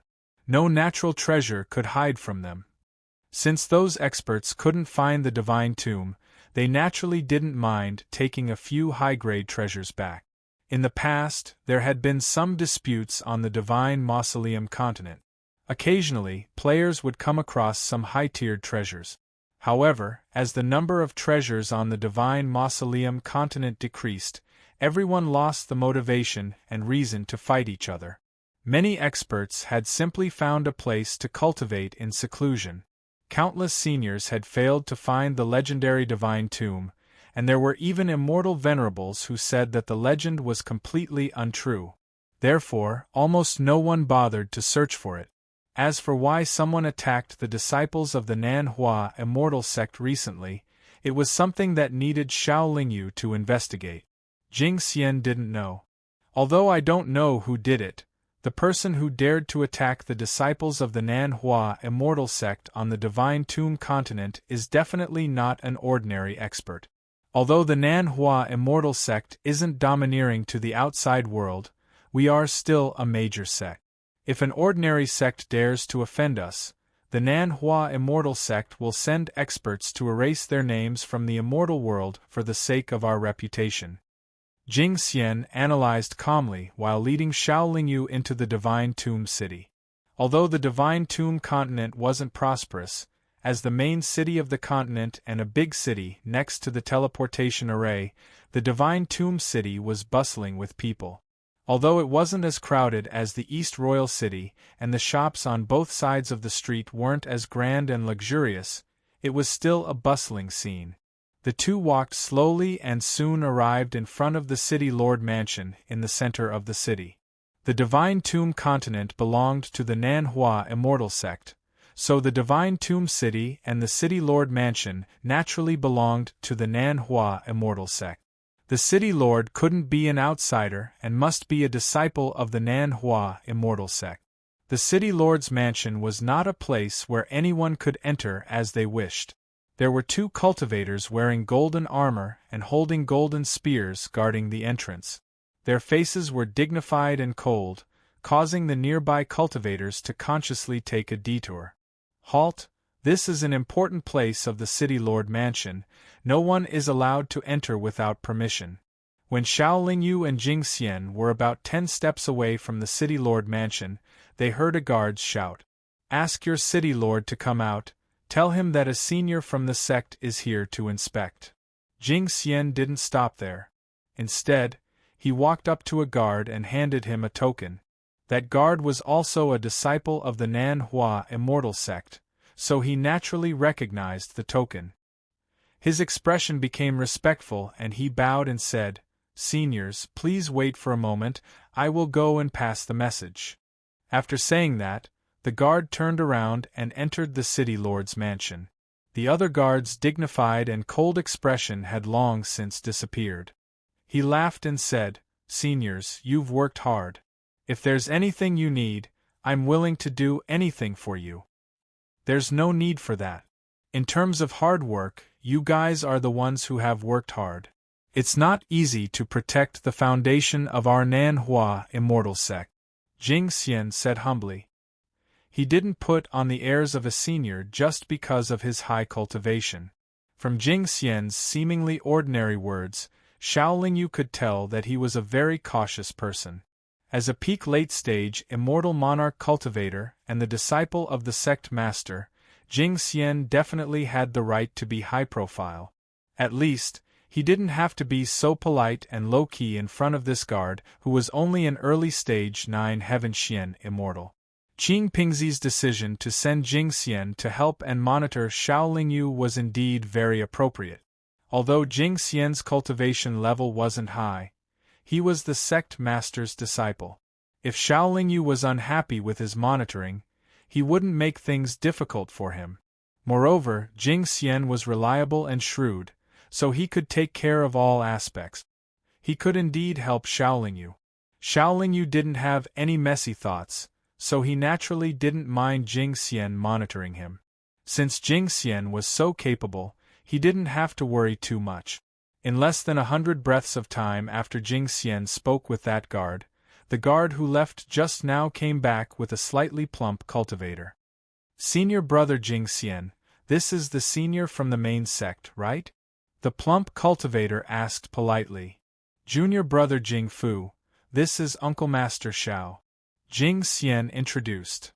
"Disciple Jing Fu greets Uncle Master Xiao." Jing Fu cupped his fists and bowed.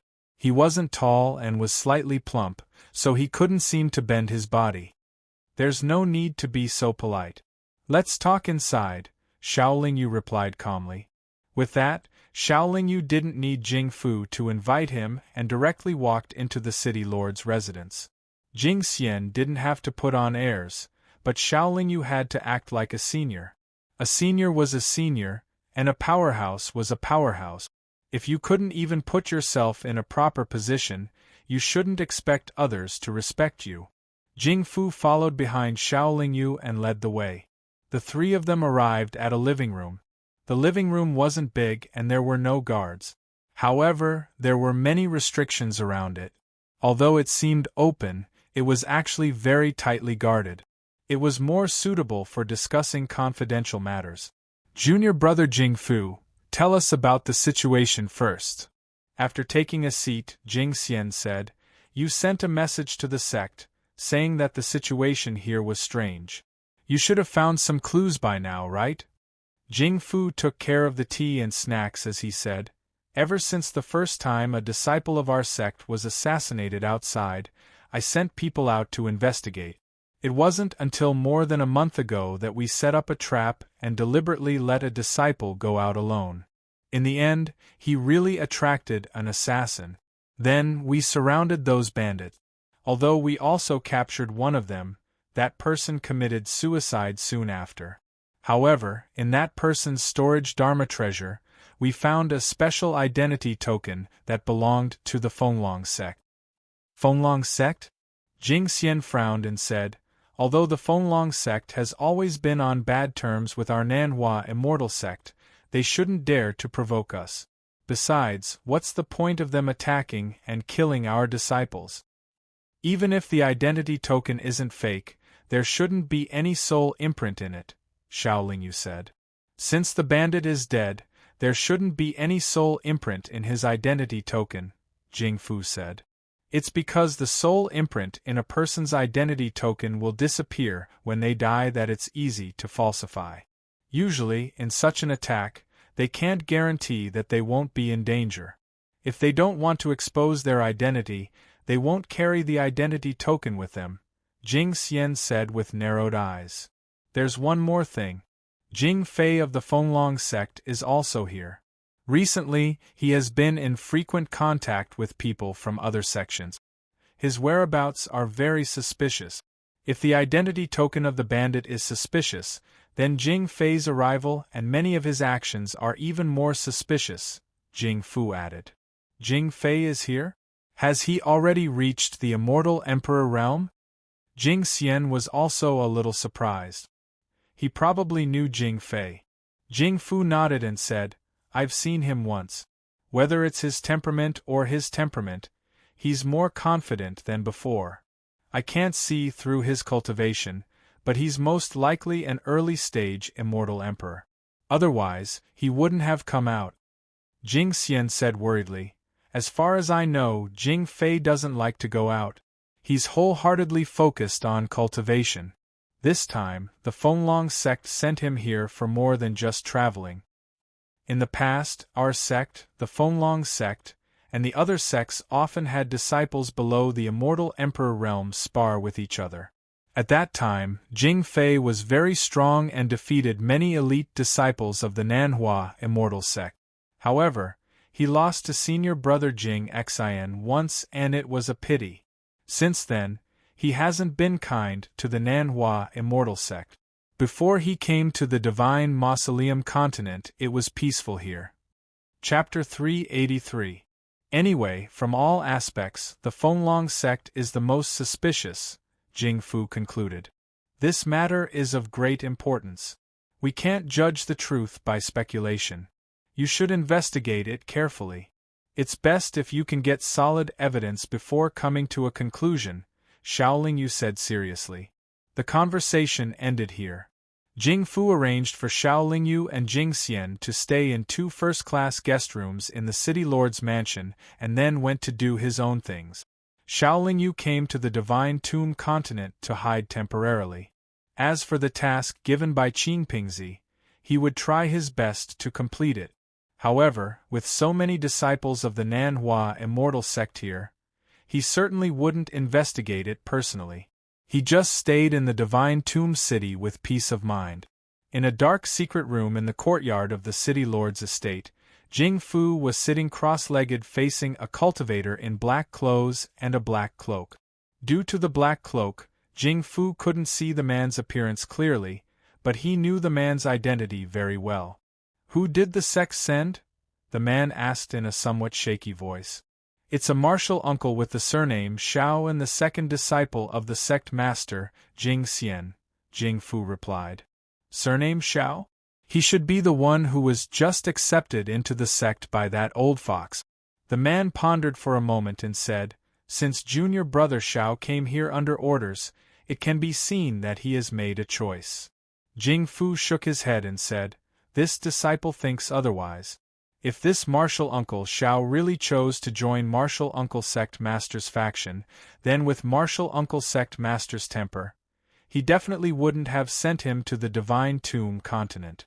Presumably, martial uncle sect master also knows a lot about the situation here. The man nodded and said, you're right. Go and test him when you have time. If he's still hesitating, we'll try our best to rope him in.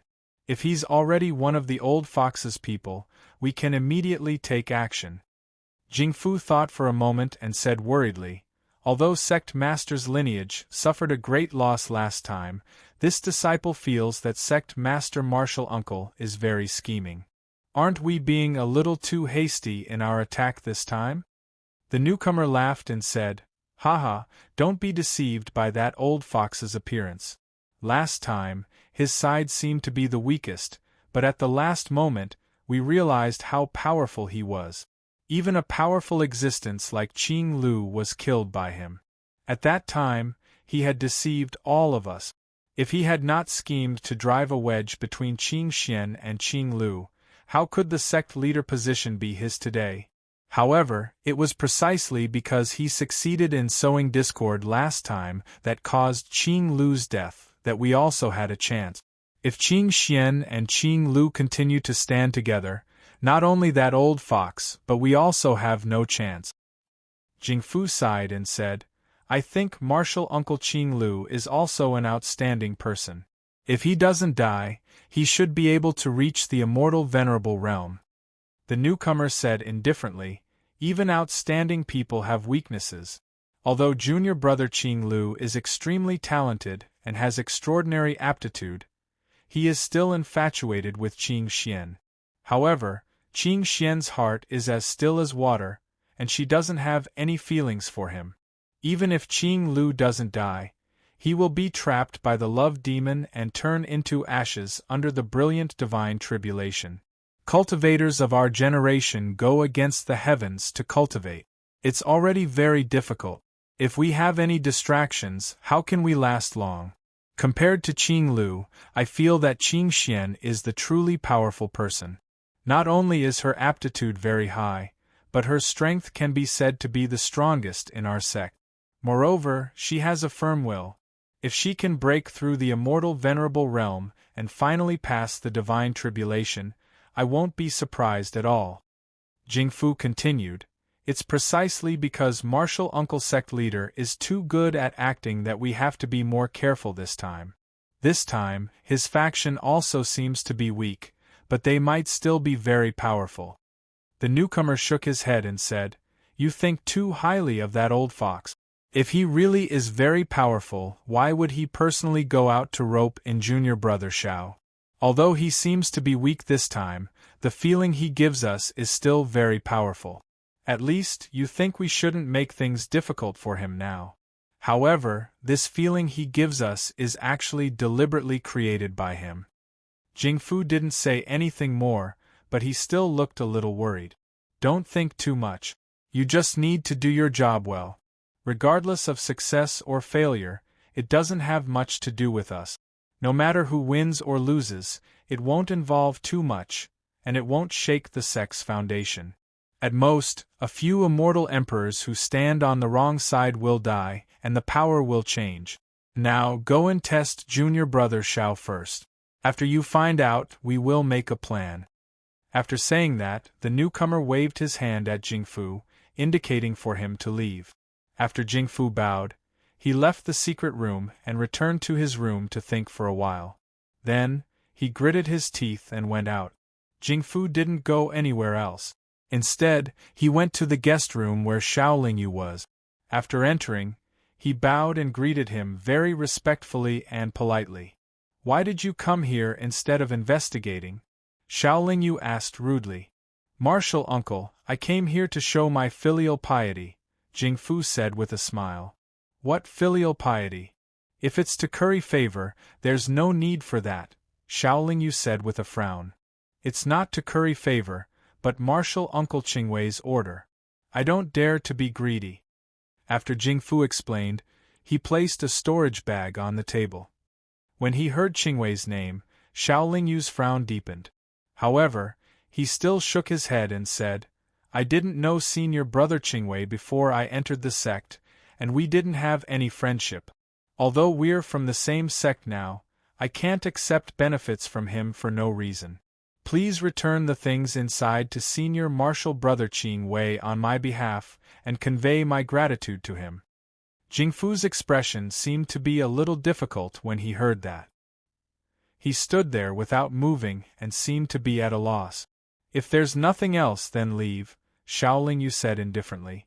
Jingfu had no choice but to put away the storage bag and leave. Xiaolingyu could guess that Jingfu had come to give the gift on behalf of the Qingwei lineage to rope him in. He was even more aware that if he accepted this gift, it would be equivalent to standing on their side.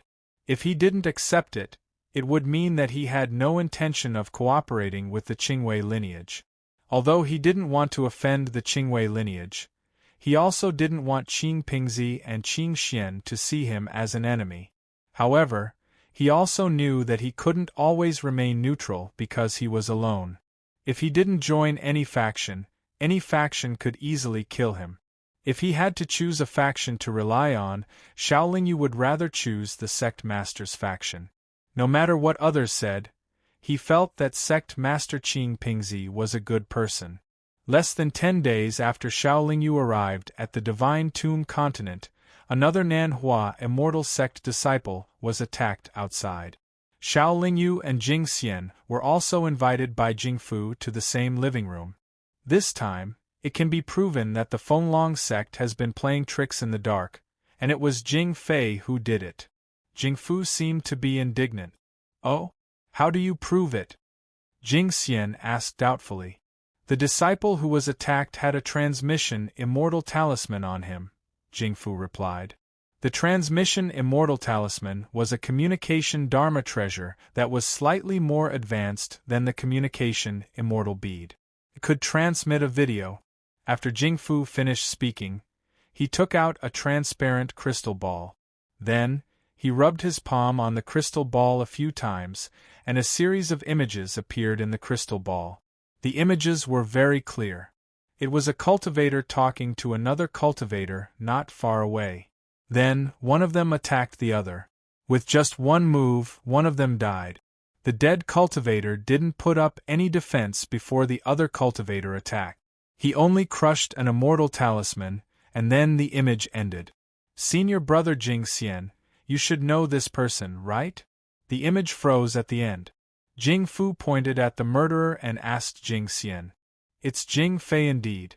That attack was his usual method. However, there's no need to guess. We can ask Jing Fei directly.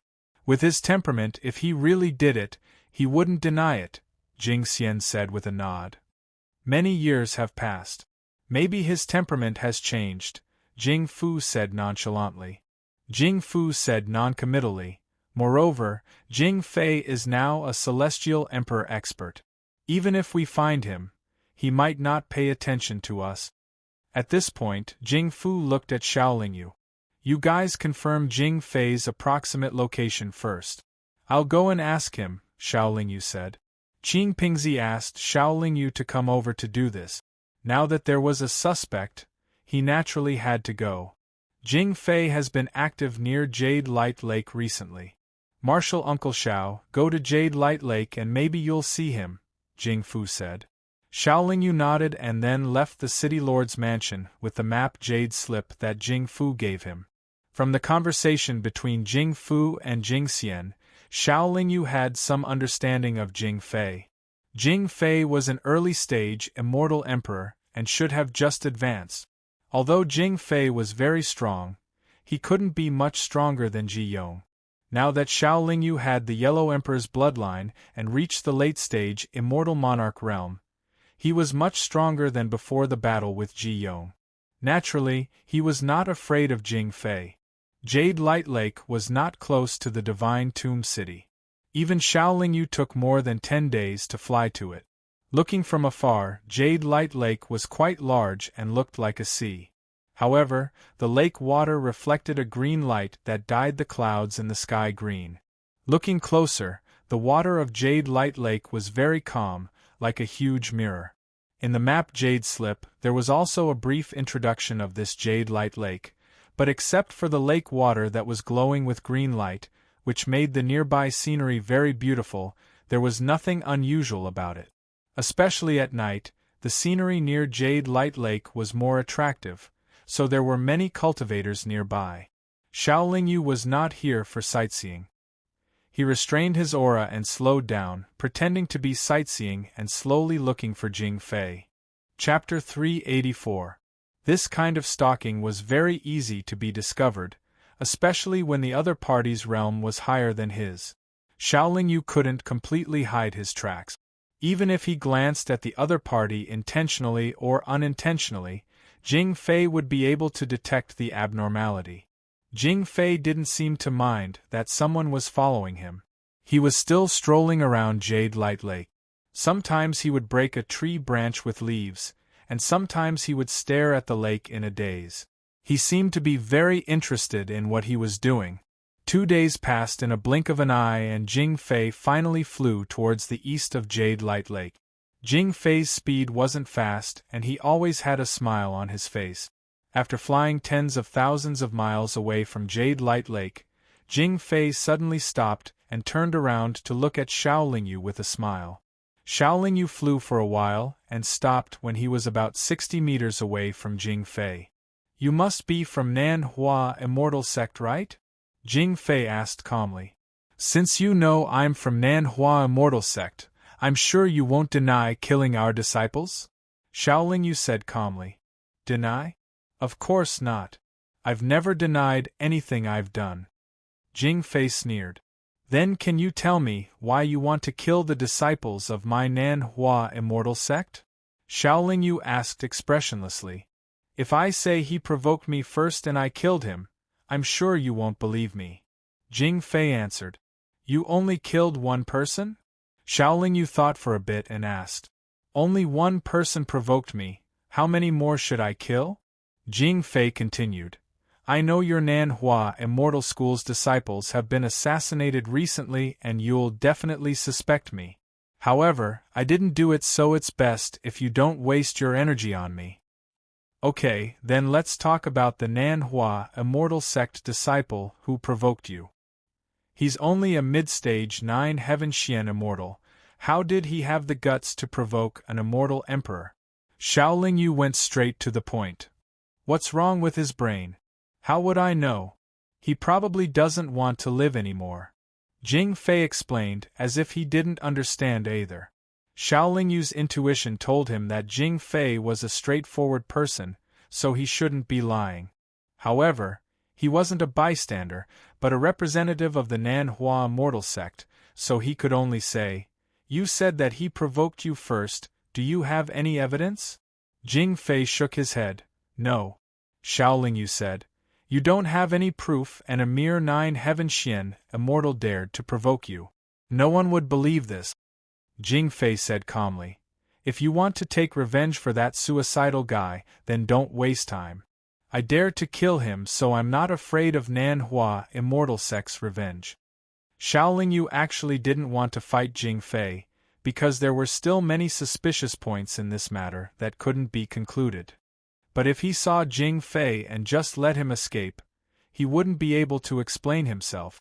So he had to fight, but he didn't have to be too serious. "Since you admit to killing my Nan Hua Immortal Sect disciple, then take responsibility," Xiaoling Yu said, and the wings of extreme speed appeared behind him. He turned into a silver light and rushed towards Jing Fei.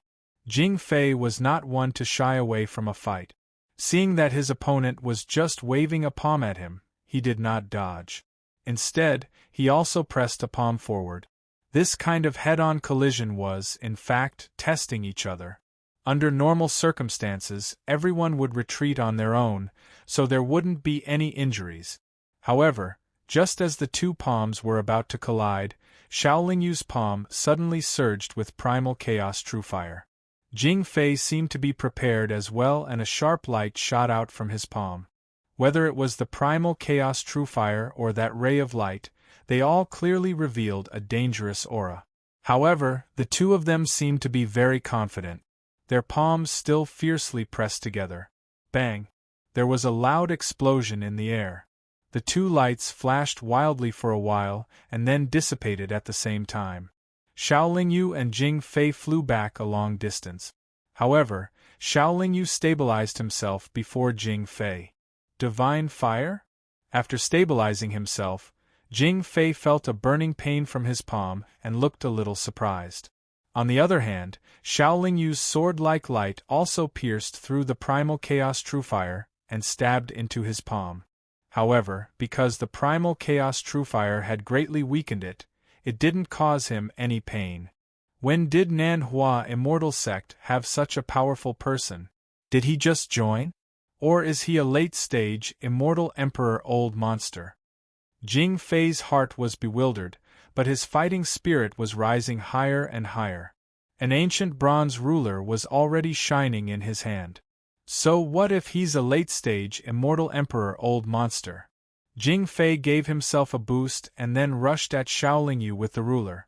Xiaolingyu didn't want to fight Jing Fei to the death, but he was afraid that Jing Fei would be too aggressive. Therefore, he didn't want to use too many of his trump cards and divine artifacts. Therefore, when the ruler came at him, he only turned his arms into dragon claws and met it.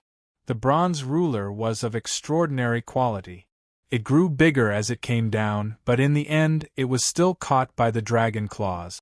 Jing Fei was already close. The ruler in his hand swung, swept, and stabbed, but it was caught by the dragon claws no matter what. When he was a late-stage 9 Heaven Xian Immortal, Xiaolingyu was able to contend with Ji Yong, an early-stage Immortal Emperor who had the Yellow Emperor's bloodline. Although he relied on his divine palace to protect himself, he wasn't much weaker than an early-stage Immortal Emperor. Now that he was a late-stage Immortal Monarch, his speed and power were far greater than before. Even though Xiaolingyu was extraordinary, he was still a newly ascended early-stage Immortal Emperor and couldn't do anything to him. Xiaolingyu also knew that it was difficult for him to defeat Jing Fei. Therefore, he only defended himself and occasionally counterattacked with chaotic true fire. Jing Fei attacked wildly and felt bored. He said, "Are you the one who came to seek revenge, or am I the one who came to seek revenge? You came to seek revenge but didn't attack. Why should I fight with you?" With that, Jing Fei turned and left. Xiaolingyu also pretended to chase for a while, but when Jing Fei picked up his speed, he gave up. Then, Xiaolingyu returned to the Divine Tomb City and entered the City Lord Mansion. "Uncle Master Xiao, did Jing Fei admit to killing our disciples?" Jing Fu asked. "He did." Xiaolingyu nodded. He knew in his heart that Jing Fu probably already knew about the fight between him and Jing Fei. It seems that the Fenglong sect is behind this. We should inform the sect headquarters as soon as possible so that the sect can react. We can't let them do whatever they want. We have to teach them a lesson and let them know that the Nanhua Immortal Sect isn't a pushover. Jing Fu said angrily. Xiaolingyu and Jing Xian both frowned. He only admitted to killing one person from our Nanhua Immortal Sect, and that person provoked him. The other disciples of the Nanhua Immortal Sect had nothing to do with him or the Fenglong Sect, Xiaolingyu added. Of course he won't admit it. Jing Fu said matter-of-factly. If he didn't admit it, then he wouldn't admit it. Why did he admit to only one case? Jing Xian said. That's because he knows we have evidence, Jing Fu replied. It's up to Uncle Master Xiao to decide whether to inform the sect headquarters or not, Jing Xian said calmly. Of course, it's up to Uncle Master Xiao to decide. Jing Fu realized that he was too agitated and said with a flattering smile. I fought with Jing Fei before, and neither of us could do anything to the other. In the end, he retreated. If this is really the doing of the Fenglong sect, then they will definitely invite someone stronger to come here, or they will just retreat and stop attacking the disciples of the Nanhua Immortal sect. No matter which one it is enough to prove something. Therefore, I suggest that we continue to observe for a while. After Xiaoling said that, he waved his hand to dismiss Jing Xian and Jing Fu. Not long after, Jing Xian came back and said, I think Jing Fu's attitude towards this is a bit strange. Xiaoling said, I have the same feeling. He seems to be anxious to link this matter to the Fenglong sect and wants to escalate the situation. Jing Xian pondered for a moment before he said, Master told us that Jing Fu is from Martial Uncle Qingwei's faction.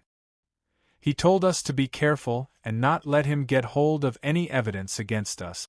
After all, Martial Uncle Qingwei is in charge of the sect's discipline. Xiaoling said with a smile, I don't have any conflict with them, so they won't make things difficult for me.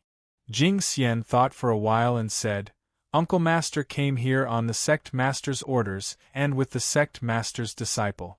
I'm afraid they'll misunderstand. Xiaoling knew that Jing Xian was testing him on behalf of Qin Pingzi, so he smiled and said perfunctorily, We're from the same sect after all. There's no need for mutual deception. With that, Xiaoling dismissed Jing Xian. After Jing Fu left, he went to the dark secret room. The cultivator in the black robe and cloak was also there. How's the matter going?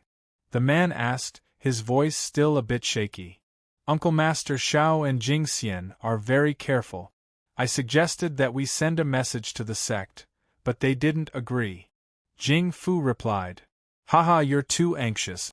You'd better be steady. If you're too anxious, you'll be exposed. The man shook his head with a smile and said, That junior brother Xiao should have fought with Jing Fei, right? Jing Fu answered, They did. Our spies at Baiguang Lake sent a message saying that the two of them fought for the time it takes to brew a cup of tea. They were evenly matched. Afterwards, Jing Fei took the initiative to retreat. Xiao Shishu also chased after him, but he was unable to catch up. The man thought for a while and said, This junior brother Xiao does have some skills. However, he didn't seem to put in any effort this time. Jing Fei is a battle-hungry person. If junior brother Xiao had really gone all out, Jing Fei definitely wouldn't have retreated.